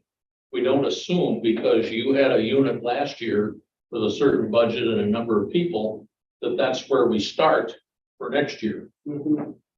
Let's pretend we didn't have your unit, your staff and everybody else. And this flies in the face of we're looking to take care of our people. But let's remember that there are probably some functions that we've been doing decades. Maybe we should question whether those are viable functions for county government to perform. I hope my car tires don't get slid out in the parking. Zero-based budgeting or something like that is very, I think, very appropriate in this discussion. Any other commissioners? Commissioner Hepler? I think what we've done is because when John and I first got on the board, the priority was to be somewhat conservative, because at that time we were having a lot of financial issues here in this state. We weren't sure if we were even going to have revenue sharing at all. So we were conservative. We also, the county board then prioritized streamlining county services to make them more efficient. Thus getting out of, I think we had 17 or 18 different rental places that were rent for this, that, and the other thing. We consolidated that all down, but it's taken 25 years to do that. We're pretty much getting to the end of that task by our new courthouse. So all of our courts will be in 2 courts now instead of 4. And we will, our juvenile home's been upgraded, our sheriff's department been expanded to accommodate the needs of the law, the public safety side of it. We've now got our community corrections in 1 facility in there. We've got our animal services up to speed. So all those things have streamlined it. As John kind of pointed out, we have nice buildings now. And they're very functional and they serve our public. And that's what we got our new health department. We finally have paid for. So those are things that are paid for. We've got to look at prioritizing and getting whatever things we can off. I'm kind of concerned about, we talked about the juvenile home. We're still owe on that. It's 25 years. And it's too high of an interest rate, in my opinion. We should be looking at how can we get that paid off. That's part of our budget. We should get that paid off. We've got off the tax rolls. Because we get 0.20 on that, I think, every year for taxes. Anyway, it's not a lot, but it's still, get these things down. Look at a budget that takes care of our employees, it takes care of our community. And those are the things I'm thinking are priorities that we should be addressing, in my opinion. Subject to change with more information. Sorry to railroad you into a tangent, but I think you're absolutely correct. We are in agreement that we can prioritize these now. And are you looking to go from each commissioner as what does it look like? What are your Well, next steps? We need to shift. So we're gonna have to kind of decide this together. What's the most productive use of our time? The plan was to talk through each of these categories and then where these categories come from. Can one of you guys? They're from this, from this year. Of this year, February. Okay, so the idea was that we would have you think about, how would you describe this in words? What does success look like for each of those categories? And how might you measure it? And then for each of them. So housing, employees, skipping this. The reason I had these up here is because in my experience, we talk about this anyway. And I didn't want to lose anybody's great idea because this group, though you're not responsible for the how, probably have some good ideas on the how. But was going to try to avoid that. So then each of the 5 categories would have a table like this. And then we were going to go into a voting process of these potential goals that we've established. What would be your top 3? Tabulate those and in a line that of all the things we said we would like to accomplish, these are the top 3 that we are aligned on. Doesn't mean it's all we are going to do, but if we have to choose, this is what we want to focus on. So that was what we were going to do today. We could shorten that, but I'm not sure how well that's going to work, because if we look at, if we just think about, if I ask you all to vote of these 5 categories that you've already come up with, if I ask you to vote, what are your top 3 priorities? Do you have enough information to be able to say that? If the answer is yes, then let's do it. You want me to ask that again? I just said a lot. You want me to simplify that? I think that we could figure out 3 of them. I mean, we all talked about how important our employees are to us, how many positions we have open, how many we need to fill. So I think that's all very important to us. We all realize that there's a housing crisis in Kalamazoo and in the country. And so affordable housing is one of, obviously. The next one for me is a little bit hard because I know we do have some dollars coming in when it comes to substance abuse that are going to be different than what we're doing right now. So for me, that's kind of a little bit of a holding pattern because those are going to be different monies that are substantial coming in. I think DEI is really important and expanding on that and making sure that we're all doing it and being aware. And so, I mean, those are just my 2 cents. So I have a couple options to put out there for you. We could go around it and allow each person to talk about what would you say is your top three. What we could do is just put the 5 up on that board right there and do a first run, have you vote and see if there's a clear prioritization that has happened. Great, that part's done. If we've got 5 priorities and they all have the same number of votes, then maybe we do some more discussion to see if we can pare it down. How do you guys feel about that? Yes. Why is budget under budget category? What are you referring to? Yes, great. We talked about this a lot. I'm gonna let you say it in your words. Or Well, Tara. so the board, at the February retreat decided that budget was a priority to look at, budget policies and, new revenue that may be coming into the county. So that's why it was under there. It was just a broad category that captured those accounts. I mean, so, to me, budget is just a constant part of the discussion. I don't know. Yeah, I it was don't think just, I would make it a priority because it's gonna. Yeah. It was just thrown in there because that's what you all had come up with as a priority to resolve, just various issues with budget priorities and looking at new revenues and forecasting this year. So that was just up there as a reminder. That's what you all said. So It kind of, I think, really deals in with what we're kind of trying to say is that the budget is our key, is what we have, that's our job. That's our main function. So to me, that's our top priority. Budget is our first priority. If we don't get the budget right, this whole county stops working. Well, I understand that, but that's what we're talking about. Yeah. I'm just I mean, I trying don't to, think it yeah. needs to be forwarded on as a priority because it is. That's why we're here. You're speaking of it as an umbrella that goes across all this, Correct. and not one element or one stay in that umbrella. So in Yeah. Terrell and Kevin, I'm gonna ask to, because I think you had a specific in mind of what we were talking about here, but perhaps does budget come out of here? Because this is where we're talking about where spending is gonna go.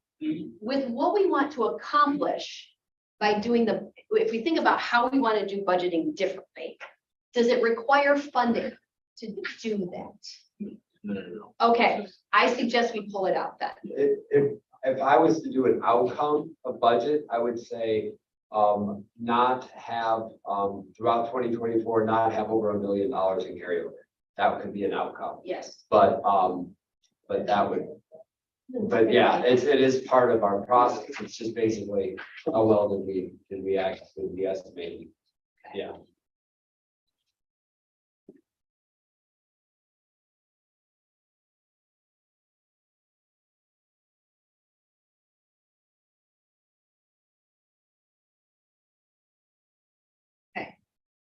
So are we on board with doing a first run, a first pass at voting to see if we easily establish a top 3?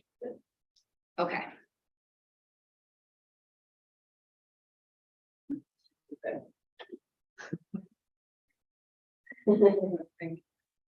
Let me just say this.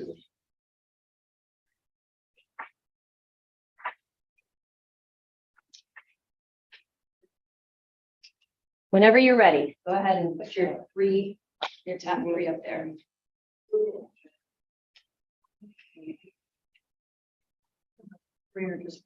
no, it's just that the DEI is a standalone priority. It's an approaching each of the priorities.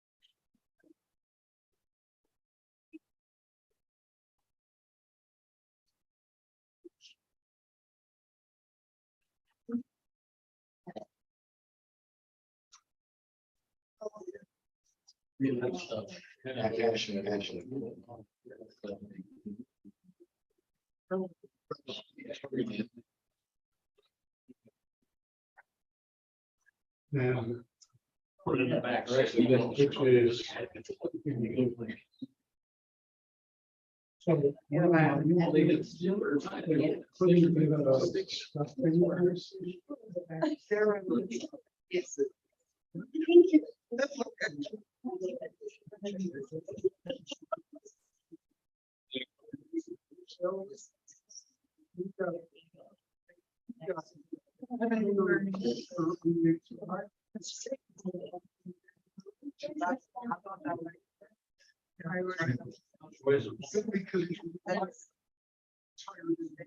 So.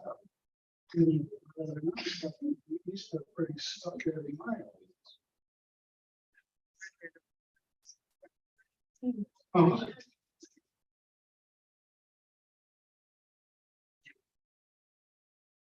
I should. You know, the.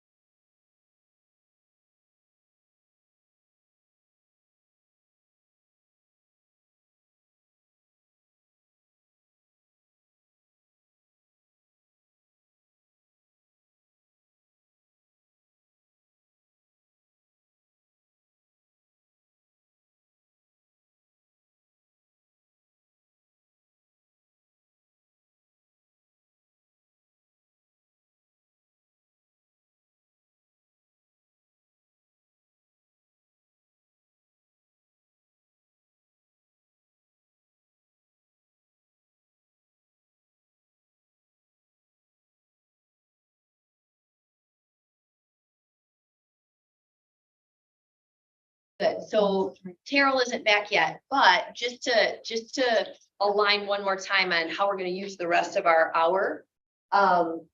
We've got some front runners here of housing, DE&I, and employees. So in talking, this was a perfect example of a gray dog moment. We came in here expecting different things from the budget retreat. So what I think we can accomplish is satisfying, I think we can satisfy a lot of it. We're going to reserve time to really walk through the process, what happens after this meeting. So Kevin's gonna pull that, we've got it pulled up. Kevin's gonna walk through that. And I suggest we ask questions, get clarity, and especially if there's information that is needed that you want to discuss, let's talk about that and figure out, okay, how do we make the most of those upcoming meetings so that everybody feels good about the end result? And then we can also accomplish what we need to do now. So what you'll learn, well, what will be covered in walking through that process is what the administration needs is some high level priorities and a little bit of understanding of what we mean by it. So that when we've got spending requests coming in, we can evaluate against the priorities and understand, is this a deadlock right on? Yes, that should be in it. If it's kind of a peripheral, no, commission said these are the priorities, we're going to table that one. So in order to do that, in order to do what we do next, we're requesting a little bit of clarity and discussion on these top 3 priorities that we've established, which is housing, DE&I, and employees.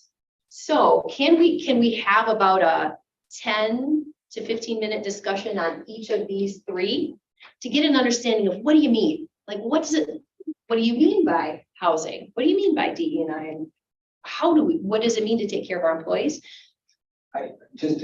Real quick, when we came up with these were priorities that we wanted to work on throughout the year in the housing. Housing right now, as was stated earlier by Kevin, has a generated fund of about $7.3 million. I don't think that any of us would probably support internalizing or putting more internal money into the housing fund that's already got 7.3 million, especially with so many grants at stake. So I don't envision anybody at this, I mean, correct me if I'm wrong, but envision anybody thinking that we need to put more money from internal general coffers into housing. Under that assumption? Well, Vice Chair. Yeah, I was gonna say, well, I did not put my dot at housing because obviously we have the housing village. But I was also thinking about what you said earlier, like all of us should walk out of here feeling like, I can't support this and I can't, right? Like I feel some kind of way about this whole list, almost like, can we put different things, take some things off, like DEI should be baked into everything and not just one. We're gonna focus on DEI or housing or, like employees are important. I can support them, but this list just doesn't feel good to me. okay, so let's come back to that in a second. I first want to get clear with what you were saying on housing. Believing that we probably don't want to put more money toward it, but I have this question. Do we have to decide how to use the money that's already available or no? Yeah, We meet with Mary and then there's a process, different funding, there's multifamily housing, rehabbing housing, and each portion of that 7.3 million every year gets scored on by the commissioners. And then we use that money to supplement into other projects to try to leverage it. Okay. We've all learned to love amplify. So you don't need to discuss Yeah, that. probably, In order for you to do your no, next step. probably not. Okay. And then DE&I, we've got, there's a position, I believe, that's still open within DEI that, we funded a position in the 2023 budget, and that position is still open. I don't know if there are requests for more. I didn't see any requests from Alvin in our budget sheet. I didn't see any of them in there. But maybe that gets into what Vice Chair Ray was talking about. Maybe DEI is too broad of a topic. And maybe there are certain priorities or certain things that so I'm open to that as well. I think what we should really do is exactly what Amy said, is we should look at what our departments are requesting and go based off of that. Meredith made a good point that there are a ton of IT requests in here along with positions and increases. And so like, we should gauge our focus on what people need, what the needs are within our county. You just talked about how we spend a lot of time being focused on the community and how we kind of lacked a little bit in internalizing. Let's now internalize and look at this list and go, all right, everybody needs IT stuff. Everybody is asking for it. Let's make that one of our priorities because we need to come into the 20%. Commissioner Shows. I agree with Commissioner Wheeler, but potentially maybe that is an outcome under employee support, right? But I think I'll just lift up, if we're thinking, I like a budget, DEI is something, it's an umbrella. It should sort of Don't buy your be teeth. baked into all of our projects. Put all that booze in this.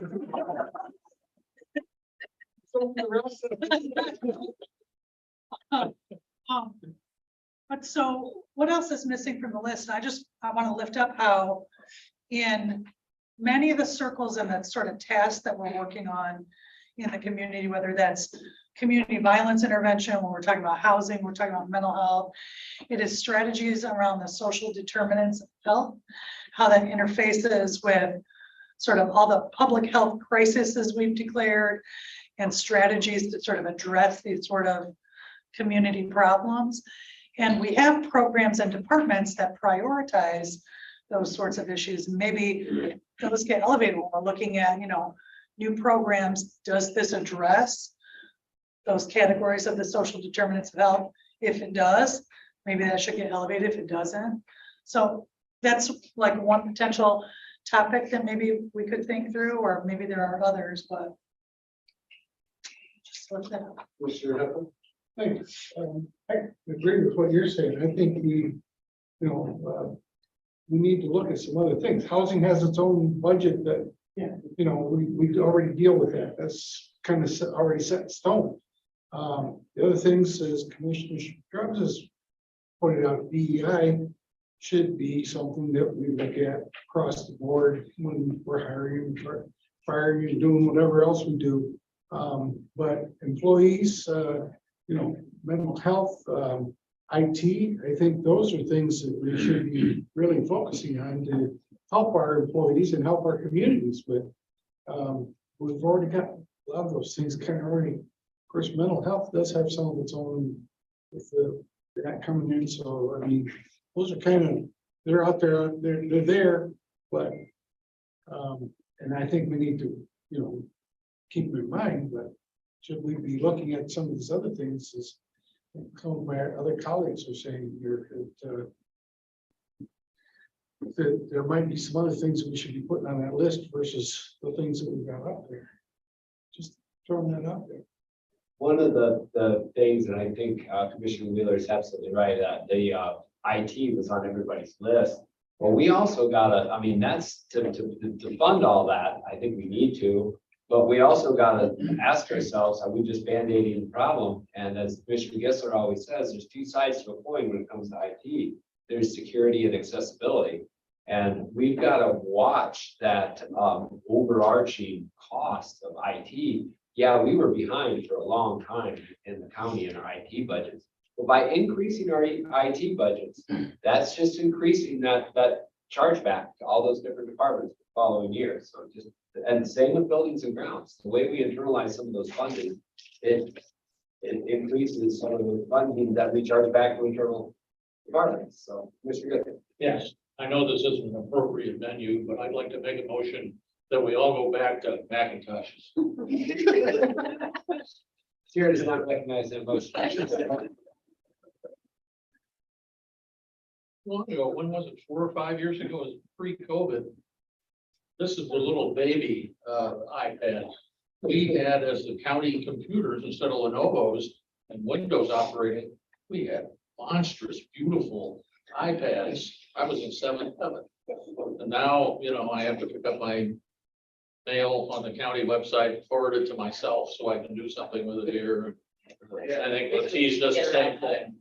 I forwarded to myself a lot as well, but I just to give a back, when I first got on the board, we had a commissioner who will remain nameless, but I'm sure Jeff will know who it is, that was a very old gentleman that refused to get an email address because he knew that Putin would be in his house if he got an email address. See, you've got an abacus. That was the late great Frank Thompson, so he was on to something back then.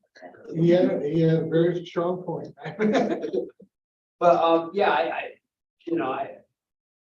guess I'm gonna talk too much. so. Yeah, I'm trying to, so, but my first question is, are there obvious categories that are missing from this list that we should, that? I think we just talked about one. IT may not be a big dollar in terms of some of those other things, but boy, it's important and it really rattles our cages constantly. I wish I had a nickel every time I couldn't get into Civic Clerk because I needed to change my password or do something. The concept of accessibility and security being the same coin, just different sides. I'm a big adherent to that. Does IT fit within the employee category? I think so. I think that we could, that can be what other subcategories. Because again, if I'm imagining what happens next and how this gets used, if we know that employees is one of our priorities and we're looking at spending requests. No, we got a little bit of clarity here that we're hearing a lot about IT requests. I think we want to prioritize that within employees. So You're gonna make a subcategory, so you're trying to tell them. what we're starting to do is have the discussion on what do we mean by this stuff? What are the things that are raising up? And then, so I'm going to come back to that because it's a fairly specific one.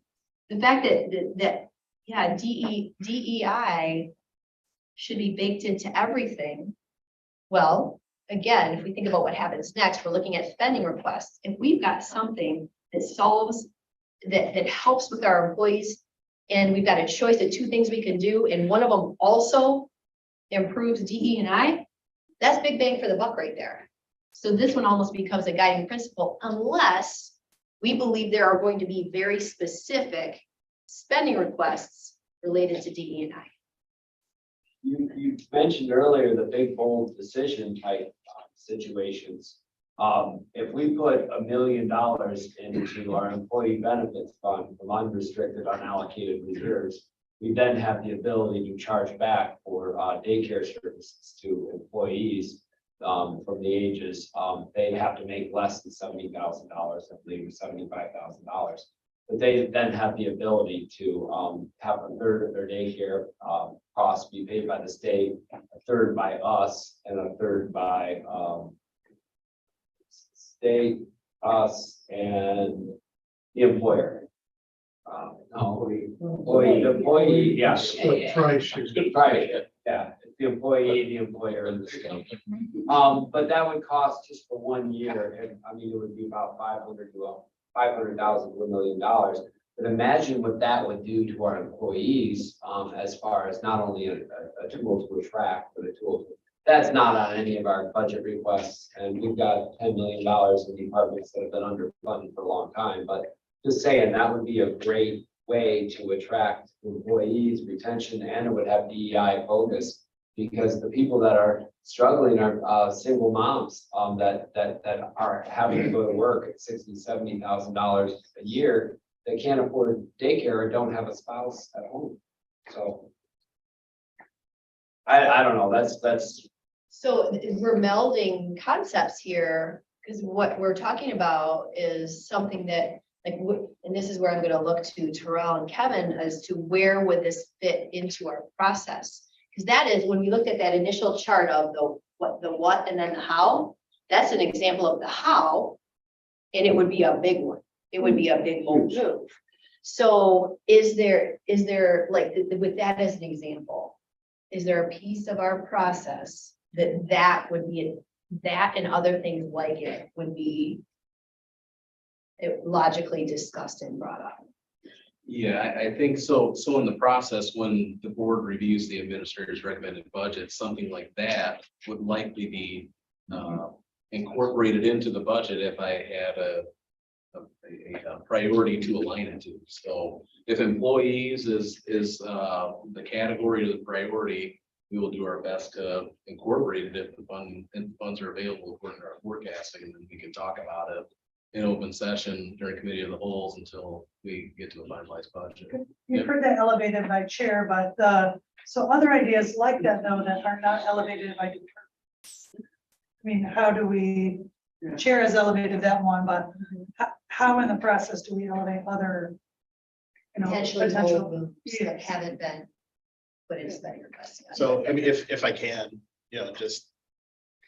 Yeah, thank you. Yeah. So, I think Chair has kind of talked about historic levels of staffing, right? So there's been certain functions that have been reduced because of previous cuts, necessary cuts, but we're at a point now that restoration, maybe that is a focus point for us, is if the position existed before to restore service, maybe that's at a higher level. Or there may be an outcome or a focus that a funding request address a persistent community need that the board has now elevated, and that is also now a focus, both under the category of employees, but it gives us a way to evaluate all employee requests. So for instance, IT's personnel requests are wide and varied, right? But some may align more to the board's priority than others. That's the kind of assistance that would help us do an initial budget, right? Recommendation to the board. And then, you know, you all will then say, hey, we've gotten 3 million more than we anticipated. That looks like about 6 more employees. Where should they come from? You know, that's the kind of result that would be very helpful to us in building that initial budget recommendation when we have this broad category of employees. That could also be around the facilities in which they, you know, work in, you know, all right. You know, that might translate into capital, right? So we address some of that with capital. So we're not going to deal with that out of the, you know, general fund request, right? So it's those kinds of feedback from you all that would be very, very helpful when we talk about mental health. We do know about, you know, opioid, but it may have some extra accountability that you want to see out of our partner. I'm spitballing. Stay with me. I'm just spitballing, right? So like, ISK, we need more independent evaluation. Maybe that's now a funding, you know, request or something that comes.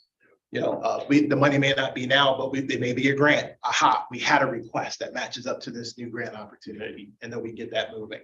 That's the hope and the goal out of this process. Does that make sense? It kind of add a little. I think even to add to that too is just, as you were spitballing of even benefits, right? Childcare idea, emergency fund for employees if they have a housing issue or something else happen. But under employees right now, we don't know, does that mean y'all just want to see more FTE? You want to see more infrastructure so they can do their job better and invest in IT? Does that mean benefits? So we want to attract more people. We need to have an idea of what that looks like when we're looking at the $10 million request, because if it's just FTEs, then that's one thing, but these other things help us to determine and build into what y'all are truly looking for when you say employees, or even when you say benefits. Do you want us to review our benefits, or do you want us to add in new benefit ideas that will help us with our recruitment? I think the perfect follow-up of this is like when we say employees, position creation or support, you know, there's overtime requests, increase their overtime budget in the request. So a big one would be, you know, supporting the departments that need infrastructure the most. So going to those critical infrastructure needs, addressing them, and then if we get more dollars, we can then add more employees. So I think that's a perfect one to fund our employees, is that position creation to get specific. FTEs is FTE, does that describe it well enough? Yeah. Lindy, I think that's a great point. I'm looking at it as all three. I think the first portion of that, I mean, we can talk about the 3% with the step increase. But as far as compensation, 50%, half the compensation is the monetary value and the other half is benefits. Benefits review, whether, I mean, I was just kind of, spitballing that idea. I know that Bronson does it. I know the city of Kalamazoo is kind of looking at it. But I mean, those are the types of, just outside the box thinking that how do we attract and retain, good employees? And one of the biggest costs for him that people are looking for is childcare costs. I didn't realize it until recently, but.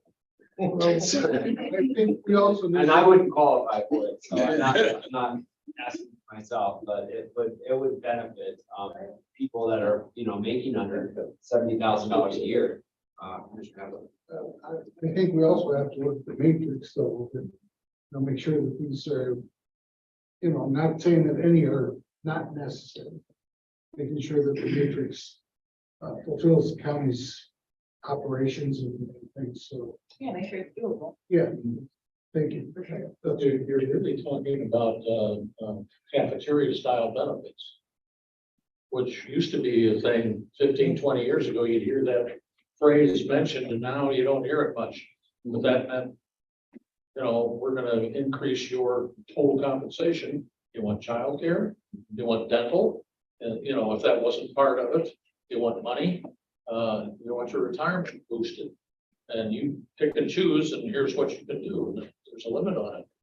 I would certainly have the freedom and flexibility for employees to do that. I would be in favor of, but over the last couple decades, we've spent lots of hundreds of hours in legal fees trying to, how do we squeeze fringe rates down to 10%? So, I mean, those conversations have gone on for years. That ain't the direction they're That ain't the going. direction, cafeteria stuff, it's not the direction. Oh, yeah, I'll give up the childcare for an extra week's vacation. I think getting back to this, so we need to be specific into what we want administration to be able to look into, and then what they can come back and say, okay, these are the positions, I'm using it for this example. These are the positions we are able to fill with the budget. And, make sure that it's okay with us. But I think like I said, getting down to the specifics of okay, we want to address the need for infrastructure. Let's go to the departments that need it the most first, and then we can address the rest. I think that's what they're looking for. We really need to get down to in the next 40 minutes. Good, Commissioner, along with the employees broadly, what will help all employees currently is getting the staff that the administrators are requesting. Because a lot of our employees now are overworked, and they might feel underpaid because they're overworked because they don't have the help. So, as much as we like to concentrate on our current employees, they'll be better off, the department heads and citizens will be served better. We can get staffing up where it needs to be. So the discussion around employees, I think we've gotten some clarity here that we can use correct me if I'm wrong, if we need to go deeper. But we've talked about infrastructure, particularly with IT needs. We've talked about daycare and other benefits potentially.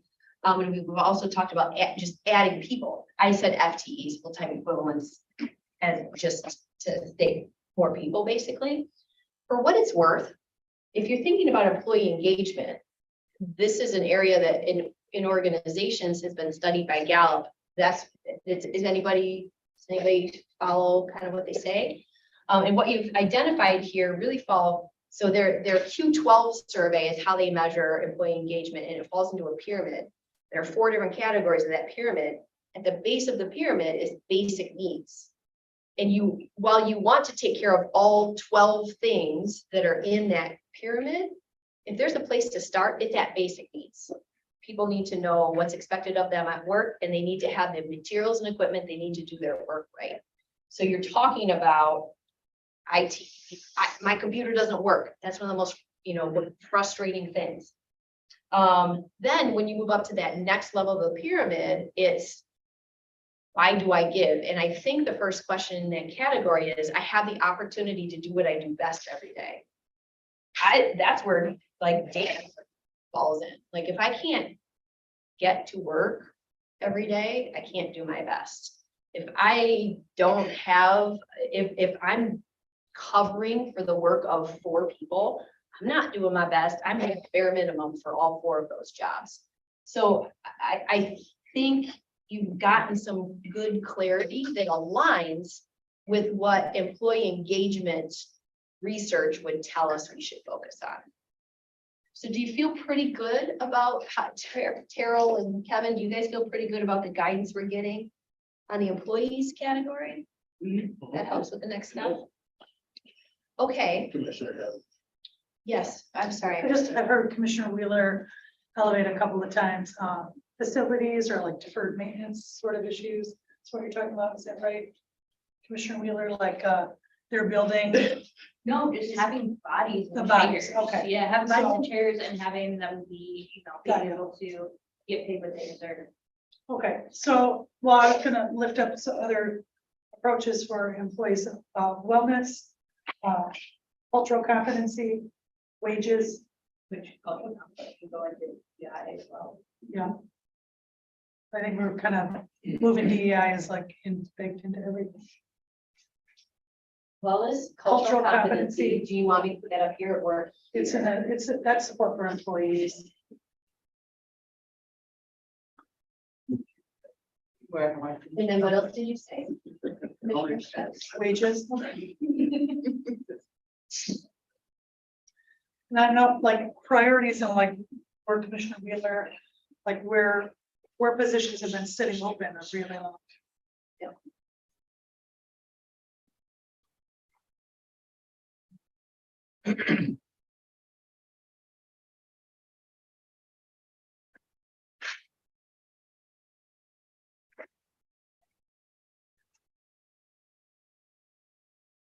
Should we move on? And so then, again, I'm gonna look to Terrell and Kevin.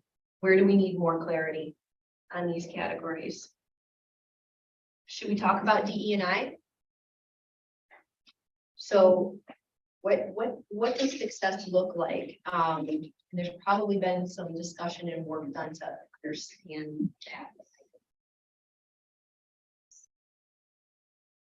So DE&I is, so every department and every office, of course, have gone through a process where they have come up with DE&I initiatives to align their department's budget, their budget priorities to with DE&I. So that'll be in the budget book. As far as the board is concerned, I guess if there are any, overarching issues that or initiatives that you'd like us to entertain beyond, obviously creating the Department of DE&I and conducting the trainings that are going to be happening here pretty soon. If there's any other sort of goal that the board wants us to start aligning new funding requests to, we can certainly do that. But DE&I should be embedded in every department as far as at this point. So I agree with that. My only question would be, because with the BI department, as we stated, we've already allocated funding for another position. There's already a plan, there's already some things in place. Is there more support that's needed to get some things kind of moving? I think it's been a challenge. I think in terms of recruiting the DEI, I think it's a program specialist. I don't know what we're calling the position yet, but our program coordinator, it's been a challenge recruiting the individual because the wage is very low. So doing that work, it's going to be very difficult to recruit a person at that level. So we'll likely have to evaluate that later, but I think in terms of capacity, it's a one-person department right now. So, obviously it's going to be a challenge to continue to drive DE&I forward with one person doing that. So, so the goal is right now is what we have is that Director Gray is working with an internal executive committee. So they're directors and or leaders across the county to assist him in really moving DEI forward and across the county. So that way he has a strong base of leaders to kind of pull from to progress that forward. So So is that something we should be looking at, like increasing the pay for that position? Yeah, I mean, yeah, that's a price, yeah, we can. Yeah, that is. It falls under employee wages, but that's. Can we write that down specifically? Increasing the wages of the DEI coordinator, whatever the position is.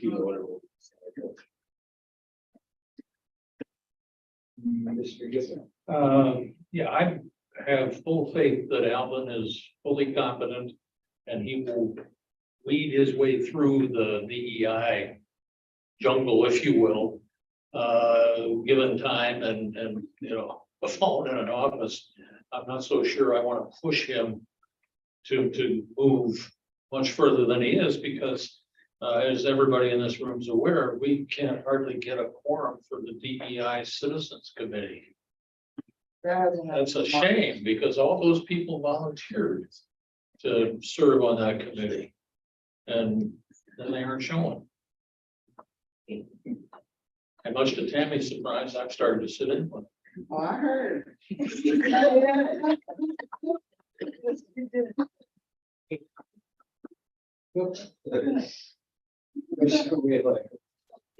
looking, if we're just gonna go based on the requests that we've gotten for you guys to set priorities, the two biggest priorities I see coming from departments are positions and I have it. Positions were the number one, and then obviously IT had a bunch of requests. The other thing that I'm seeing a little bit is like a little bit of, I don't know what to call it necessarily, maybe like some infrastructure requests, maybe like a good example is the sheriff's office, their body worn cameras within the jail, programs like the police academy program and that sort of thing. So I don't know how to group those kind of thinking for those budget requests. But I feel like between IT and employees, you guys are gonna be tapped out with these requests because there's 10 million. So I don't know if we can actually come up with 3 because there's a lot of requests and focusing maybe on those 2. Or specifically just for the requests that we have, we can spitball ideas of like things we want to do as a board. But when it comes specifically to you guys and giving you direction, those are going to be, those are going to be musts because there's so many of them on here. Okay, so I highlighted that as IT requests and FTEs slash adding people slash filling open roles. That's really what I'm hearing. Those are the 2 that have the most spending requests as of now. Okay.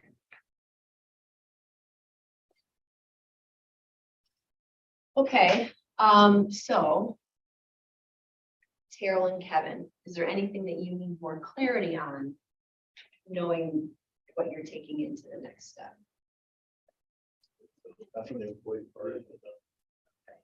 What about any of the others? With DE&I, what I'm hearing, and let's make sure that we feel good about that.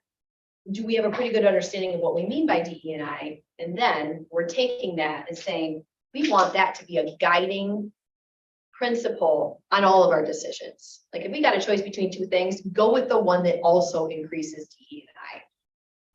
And then if there was one actual budget request, this was it. Does that, do you guys align with what I just said? Make it in as a guiding principle. So we get the big budget. But I think this is a great step to give administration direction. I do, as far as going forward, the second budget our second budget meeting will have, actual numbers, projections, and we can go through these. I hate to put you in a spot where you have to do a full recommended budget on all those priorities, but where I'm looking at it is once that administration recommendation comes in, I want to go through that budget with a fine-tooth comb and just basically each individual expenditure and finance line item, really try to find dollars and cents $10,000 here, $5,000 there, $100,000 here. No 100,000 foot level, get down into the nitty I gritty. didn't want to get down into the nitty gritty on this budget process, because I think we need to have to, and I don't like to get into I find myself in there all the time and have to slap my hand and say, John, 50,000 foot level, and I know I drive you guys crazy doing that, and I apologize, but this is one where I think that I really do, and we as a board really need to get involved. Well, and when we find those dollars and cents too, if we can then fulfill more of these budget requests, because obviously there's Correct. a lot, but we can also in turn try to maybe do some of the other things that we didn't address here today, right? We addressed a lot of things that were on this budget request because you guys needed direction from what we wanted, or what we're seeing from our departments. So maybe with those dollars, we can then Look for external sources and look for ways, whether it be childcare or whatever.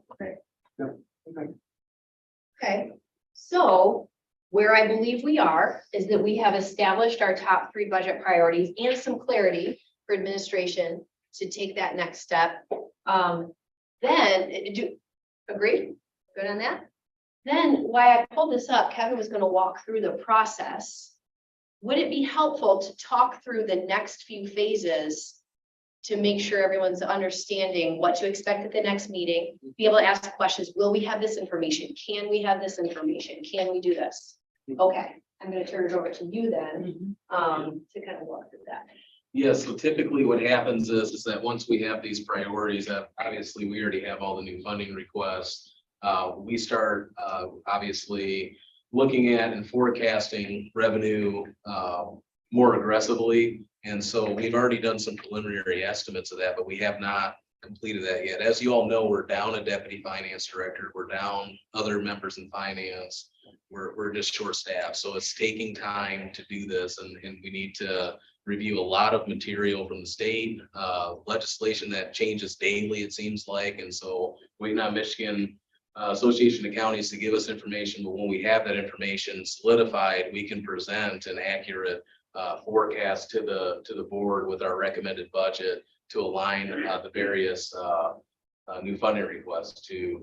So we anticipate that we'll likely have a lot of that information beginning the first meeting in September. We're still in the process. We literally just today got the numbers, a preliminary estimate from Michigan Association of Counties on revenue sharing, which is now $500,000 less than what they presented to us in February. So now we're another $500,000 less than what we were already forecasting. So it changes almost on a daily basis. So that's why I said we need time to get some accurate numbers, to look at our historical revenue trends so that we can have that information available to the board when we present those the recommended budget. But that'll be probably likely the first meeting in September, and I'll keep board leadership up to date on that, but I anticipate we'll have that ready first meeting of September, and then from September through November, we'll have all that time to discuss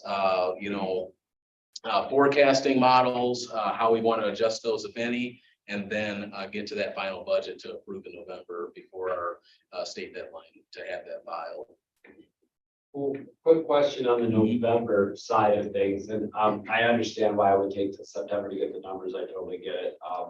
But as far as planning processes for departments, is November a little bit too close to the end of the year for some of them? I mean, I know that sometimes when it gets into November and December, the planning process for employees and the 2 weeks and all that stuff, is it at all possible to finalize, or at least have a goal of finalizing by the second Yeah, meeting? the departments are already working on it. It's harder than we are at this point. No, I know what he So- means. Yeah, you're so talking it should be a big about deal. HR. Yeah. HR and a lot of these things, if we don't, Yeah. if they don't exactly, if we don't vote on the budget by a certain Yeah. day, then they have to start planning They- for. Yeah. You have to start testing those things. Layoffs. Yeah. Right, budgets. It's better if it's done in October. Yeah, I mean, November. yeah, the board should be able to, I mean, the November, I mean, our absolute latest that we can pass budgets in November, but yeah, typically, even last year, we passed it in September. Which, yeah, so we can certainly speed up the approval process. It just depends on how long the board goes back and forth with administration on the forecasting models. And I think we can shoot for, second meeting in October, just, you know, if it gets pushed to the first of November, but at least it gives us a goal, maybe, trying to do it, so we don't have to, you know, I mean, not that we're going to lay people out, but we do have to go through that process. And I'd rather not do that. No, we have that chart, so. Yep. We have got snow in November. So. Any questions for commissioners on the process? Commissioner Steps? Thank you. So we identified that housing already has its set budget, so that's not really part of the ongoing dialogue. So then what we really have elevated is DEI and employees. So we have two priorities, and I just want us to also think through this process about the community priorities. All of our departments have got internal struggles, issues that they're trying to resolve, but thinking out to the community, what problems do they want us solving that are not being solved right now? You know, what about the health and welfare in the community, whether we call that social determinants or community violence, or, you know, we have an overarching issues the community will want to see us elevate. And if we step forward and say, our priorities were DEI and employees, how does the community respond to that as our focus with what they're struggling with day to day in their neighborhoods? So Didn't we just complete a community survey on the website? That's what we've done for the last several years, and I always complained about it. Yeah, we didn't do a budget survey this year. I think prior years, we've received about anywhere between 250 and 300 respondents. We didn't invest time in that this year to do that. I didn't either. And I think last year, there were commissioners that weren't pleased with the survey results anyway, but it's not statistically significant to have 300 out of 250,000 residents. I think what we did today was, we didn't do setting necessarily our priorities as a board. We set priorities that are like, we need to address these now, this is what's coming down the pipeline for administration. So that's what I was talking about, is when we start picking away at cents and everything, like John said, we can then go, okay, now we're gonna take that money that we found, or we're gonna reallocate that money to what our actual priorities are as a board, like addressing community violence. That's what we decide. So today, to me, we really just helped guide administration into, you know, these emergent needs. And we can talk about what we want to address as a board, what our goals are going to be, which I kind of think that's what was up there originally, right? What we talked about in the beginning. And now that these kind of, because we know we need to address, you know, I think we're all on the same page, we need to address affordable housing. But not necessarily this process. It's a different kind of process outside of this. Well, I think we've made the point several times, we don't need to fund housing beyond what the housing millage is going to provide. We just need to, 7 to 8 million over the years since they still up.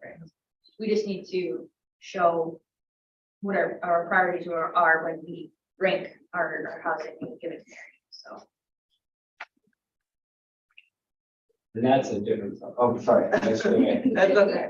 I just want to know that I agree with Jane. I think that we do need something that reflects what the community wants and needs. We did start with this list, but this list is our priorities that we set in February, and community violence was a part of that, and I didn't see that here. And I don't think it necessarily has to be that, although that is an issue and that's important to the community. It can be anything, but I agree that we shouldn't leave out this room without having something that's important to the community that we are addressing in our budgets. Potentially did that trickle money into? No, it didn't. No. Somehow it just didn't translate here. These ones specifically came when we had to reopen the budget retreat. And so if you notice, those are the same topics that we have in our board meetings that we Yep. rotate. So that's where those are. And the violence community, I think it's gun violence, it's one of them, actually is named, but we don't put it on the agenda because we're still trying to meet in the subcommittee and figure out what that looks like. That is true. Yes, right. It's at the subcommittee level, right? Yep. So. If they'd like to reflect. that. Yeah, I just don't know what we necessarily call Yeah. it, because it's a lot of things, right? It's not just necessarily gun violence or this or that, like, there's a lot of things that incorporate, not just in community violence, but things we want to address with the communities, we need to kind of like narrow down what we want to focus on right now. Well, really, What about $1 million in gun violence, whatever that is. And I'd like to see some results from that before I'm ready to commit to putting it on the line with employees and DEI and that sort of stuff.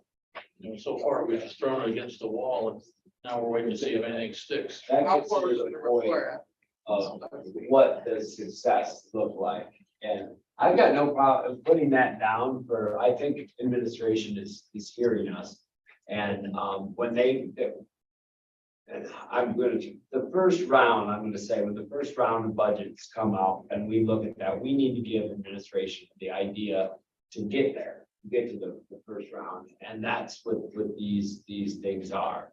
I think when we get to the community needs outside of internal priority stuff, I think that's where, as Commissioner Wheeler said, we internalize and look at the budget, look at assumptions, whether it's property tax growth, whether it's fees and collection, whether we come up with an idea, and this is a budget idea, incentivizing departments that collect revenue to increase their user fees or make their user fees more aligned with other municipalities. There is no incentivization for any department to raise their costs, service, it all goes to the general fund. I mean, if we really want to be honest about how we're comparing to other counties with some of the stuff that we're doing here with Ottawa. Does not compare to Ottawa. We could change our motto. But I think that those are ideas that we can do, that we can look to generate new revenue and more revenue. And coming up with I don't know what that incentivization would be, but these are just the thoughts and ideas. Commissioner Strauss. Let's shake out the couch cushions and find all the pennies we can. Yeah. But I don't want community priorities just to be an afterthought of what we can find left. Okay. So as a priority, when the administration combs through what they're looking at to come forward with a recommendation, let's ask them to look for what we think matters most to the community as one of these top priorities, right? So, well, And this is politics. You let me shake the pennies. I'll back you. yeah. Part of the image is looking at programs that maybe are getting really close to their budget, or going over budget because people are utilizing it. Or if people are not utilizing it, then figure out how we can then take those dollars and make it so people are utilizing these important programs that can help them. So I think that's an important tool that we need to look at when we actually have, I'm gonna go compare past budgets, take a look at that and see, okay, this people are using this program so much, need more support. Or how can we better use that in our community? I think that's another way to look at it and not have it be on the back burner. It's just, we need more information. Well, I'd be remiss if I didn't mention that we do have several departments that are public facing, that there may be a community priority that you're elevating, that we may have a department that's also doing work in that area. And so until we kind of know what is meant by community priority, are you talking about, is it gun violence? Okay, does that trickle down to meaning STI, STD rates? Does it mean healthy babies, healthy start, maternal child health, or does that mean safety? Does that mean something in the prosecuting office? Does that mean something in the sheriff's department? So I think that's one thing, and I think we have a good idea today, but as y'all start to think about community priorities and what you mean, the reality is we may actually have departments that can also tackle or help assist in those priorities that have funding requests coming forward as well. And that's And it ties back into employees with filling Correct. these positions, these people can go do the work that they're supposed to be able to do. And that gets into, if we're looking at the the big ideas picture, whether it be a community grant. So it's not part of our ongoing operational costs, but it's a community grant that comes out of one-time money or one time, we talked about a 45% unfunded unallocated reserve, a community grant that comes forth once a year. Then administration says, we don't do politics. This is your community grant. Whether it goes to the employee benefits fund for healthcare, whether it goes, that could be a system where you score and different people apply. I'm just spitballing here, but I mean, I guess if we give you the opportunity or I hate to set people up to fail. And if we tell administration, go out and pick us a community project and put it in your recommended budgets, that's not good for you guys. It's not good for us. I do hear you. I hear you completely what you're saying. I think that anything external probably should come from the Board of Commissioners, not necessarily from the administration. Mr. Strauss. So I'm asking us to think through community priorities, what I'm hearing from folks. We're talking about, and I don't know what to call it. I've said it already. If you guys want to give it a different name, to like health and safety, health and welfare, health and wellness, something. So the community, right, the community wants to be safe. They want to have clean air, clean water. They don't want to get shot, out in the neighborhoods. So that's what we're talking about there. I think we have lots of programs at HCS and with the sheriff and the prosecutor that address these sorts of things. Those are subsets, right? So could we call it health and safety? And then in that, we're talking about gun violence, we're talking about mental health, we're talking about environmental issues. And I hear you, but how do we, what are we asking of staff? Well, and that's just it, when I was talking about like currently looking at the budget and having that information along with our ideas. Okay, when it comes to, let's say the sheriff's office, if the sheriff is down, say 20 officers, well, we know that's a reduction and potentially a reduction in safety. If people can't pay for their drug testing, that's a reduction in their health and in their safety. And there's so many examples that can go on. So looking and doing things like paying for drug testing, those we can make those our priorities. Once we look at like where the needs are, and then if we find a new need, we can go, okay, this is a new need, and we can create something from it. Because we know that gun violence is an issue and that we need to address it. We know that mental health is an issue, we need to address it, but it's trying to figure out how and what programs we have to then support and help those areas. Does this potentially become a category similar to DE&I where it's baked into everything, where we're looking at all the spending requests? I don't know if we have enough information, if the administration has enough information to do that, but I think what I hear you saying is, if we've got departmental requests, for example, for FTEs, if we can prioritize those that are going to directly impact what we think the community most wants, start there.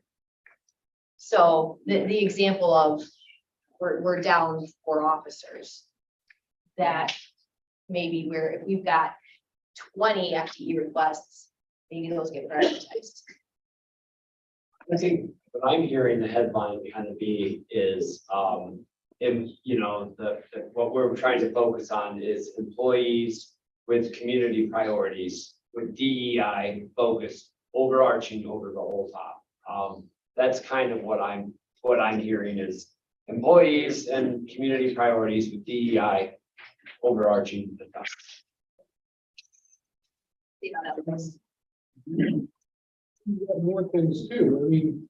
If the sheriff's department's down deputies and other departments are down deputies, but they get the deputies, then the prosecutor needs more help to do his job. The courts are going to need more help to do their part in this because it's a multi leg stool. Community priorities can take up, that's my thought on it, is community priorities encompass everything from the internal to the needs of the prosecutor's office, also the needs of the sheriff's office, also to the needs of health and well-being of our citizens. I look at it as community priorities being overarching to every thing, but yeah, no, I'm sorry, not exactly how you did it, but community priorities can be, broad enough to cover lots of different topics, whether it's internal or external. And employees, while primarily be focused on FTEs for their departments, also is focused on, salary and benefits, compensation. Kind of think that what Jen, Tammy, and myself too are kind of looking for are more people in the field when it comes to community priorities who are maybe substance abuse counselors or people who are educators on, things that directly impact people's health and safety.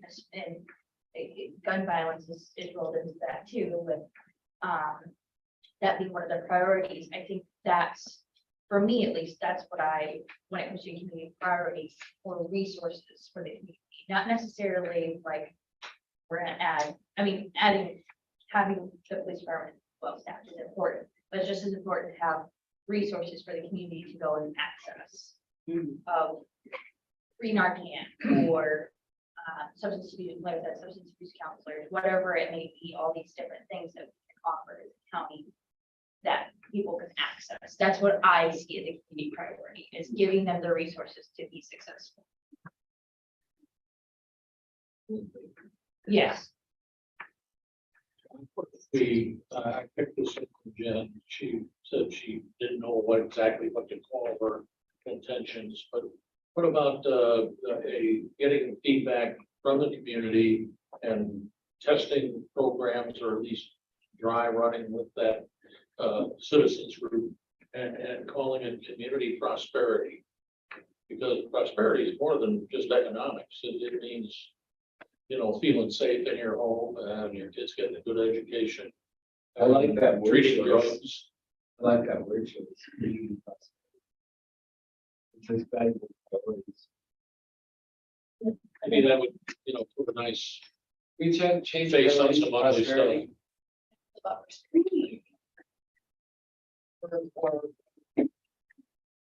And we'll either all prosper together or we won't. That covers DEI as well.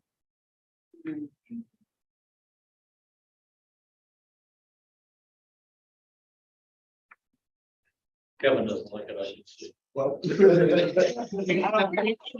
got gas. Wondering that in the upcoming month that we provide the board some community-based statistics.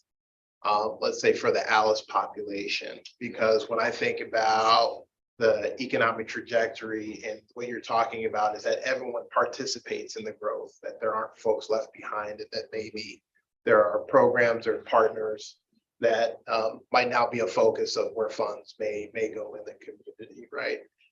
But to try and provide context to some of this conversation with some community-based data. Does that make sense? I think that would help us, but okay. Well, prosperity, it does really just mean financial, right? The definition. But I think it's an important subset of, we don't want to miss like what Terrell is lifting up about creating conditions where everybody participates in the growth or everybody has opportunity to grow wealth. But that's about like the wellness of a healthy community in a full sense would do that. A healthy community is safe, a healthy community has economic vitality, a healthy community grows, so I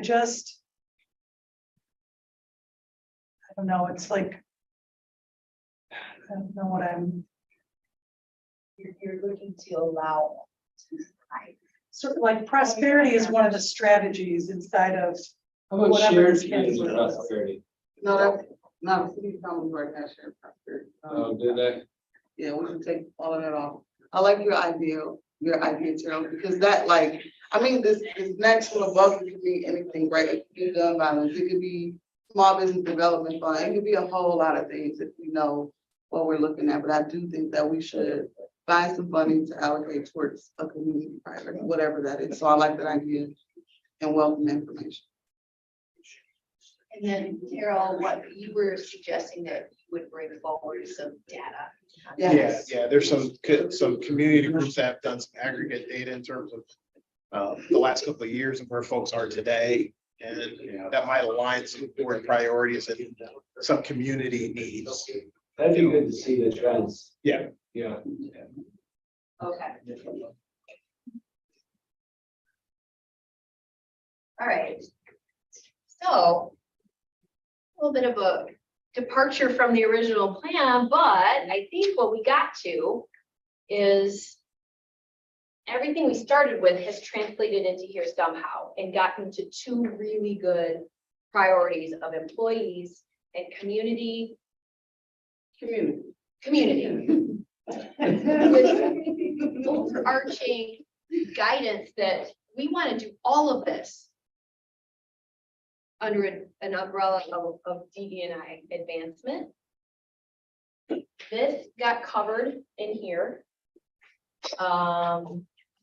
Housing, we got comfortable saying the budget is there, it's going to be used. So I think you did a really good job getting to some clarity for administration and hopefully also an understanding of the next steps and what to expect in the next meeting. How are we feeling about alignment?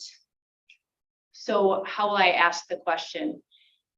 Can you walk out of here feeling good about the priorities that we have set forward for administration and the plan for what happens next? Who feels like they can align to that?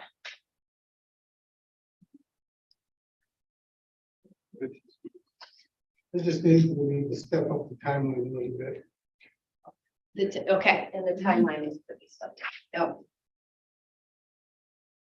I feel that the rubber is really gonna meet the road is when, when we have our really big fun conversations. Is when we start talking about which ones are gonna make the cut, which ones must make the cut, which ones don't. And to a lesser extent, I think we'll have intense conversations when we talk about what is the number that we're working. We need to know how big the pie is. How big is- Start slicing. Yes, how big is the pie and creating that slice of pie and as Commissioner Smith said, shaking those couch cushions and finding those $10,000 that we can cut from this budget line or maybe, those types of things. And I don't want to get too nicey dicey with $10,000 cuts, but I do want to have a big 100,000 foot level on our revenue side. And I ask why, why? What would you do different? I just feel like this last priority that we've set, and maybe administration from the discussion is feeling comfortable. I just feel like we've left it real vague and that, I mean, Can you read what that is? Yeah, so this was where we got to, okay, we've discussed all these things and said, well, where's the community input? What are the community priorities? In the whole thing where we can't put a name on the intent, but it's basically, we want our community to feel safe and healthy and like they have opportunities, all of those things. So we called it community, left it there. And then what we said was, we're going to put, the administration is going to bring some data forward to help us understand what those priorities are. How about if I rely on my 8th grade English teacher? You don't like prosperity. How about thriving? I don't not like it, but it,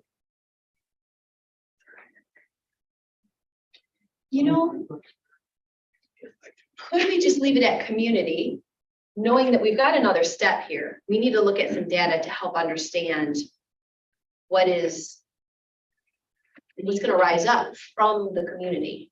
I think what I'm going to hold on to, or at least what my takeaway is for this in terms of leading into the next step, I'm going to pull some of these examples where we talk about making an impact with budget decisions, right?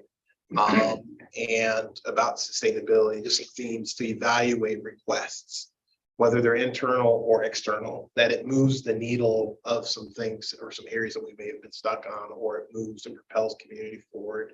Some things we talked about in the subcommittee for gun violence, some of those same concepts of how you evaluate these particular opportunities. So with the community-based data, the idea and hope is that, let's say there are 3 things that are from the community, this magic number of 3 that we're focusing on, the 2.6, right? That you move the needle, that there might be 10 things that elevate for the community and they're all valid and they're all very real. But the board says these are our top 3. And that when new funding becomes available, that's when we'll apply it. Or if there is requests for administration to go after additional community-based funding, our focus on that is going to be in these areas. Maybe so for the next steps, that's where maybe the approach, pulling from here is.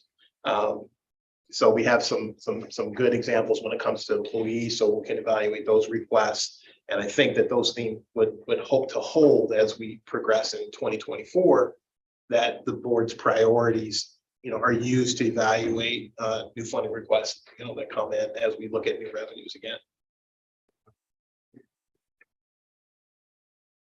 So hopefully, Commissioner, that might help as we exit to say, for today, we have what we need to get to the next step.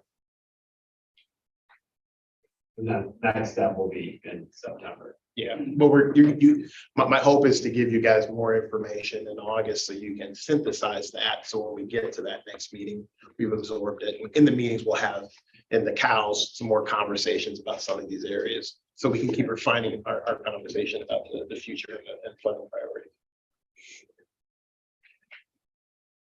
Makes sense. Any other questions from commissioners? Well, I appreciate your time. Thank you for this. Apologize for the confusion at the start of it. But I think staff, do you feel good with the administration? Do you feel good with this? Well, then I think we are moving in the right direction. The next one, the September meeting, will probably have a lot more dollars and cents and nuts and bolts attached to it. But I look forward to that. I don't think we need to do members' time unless somebody has anything they want to add. Commissioner, yes. Yeah, I want to compliment Ashley for taking the change of direction in stride. And I think it turned out to stimulate a lot of really meaningful discussion. And if it's not what you had on your agenda, running through the presentation, don't let that bother you. It's, to my mind, very productive. I felt the same way. I think this was productive exercise. That we are adjourned.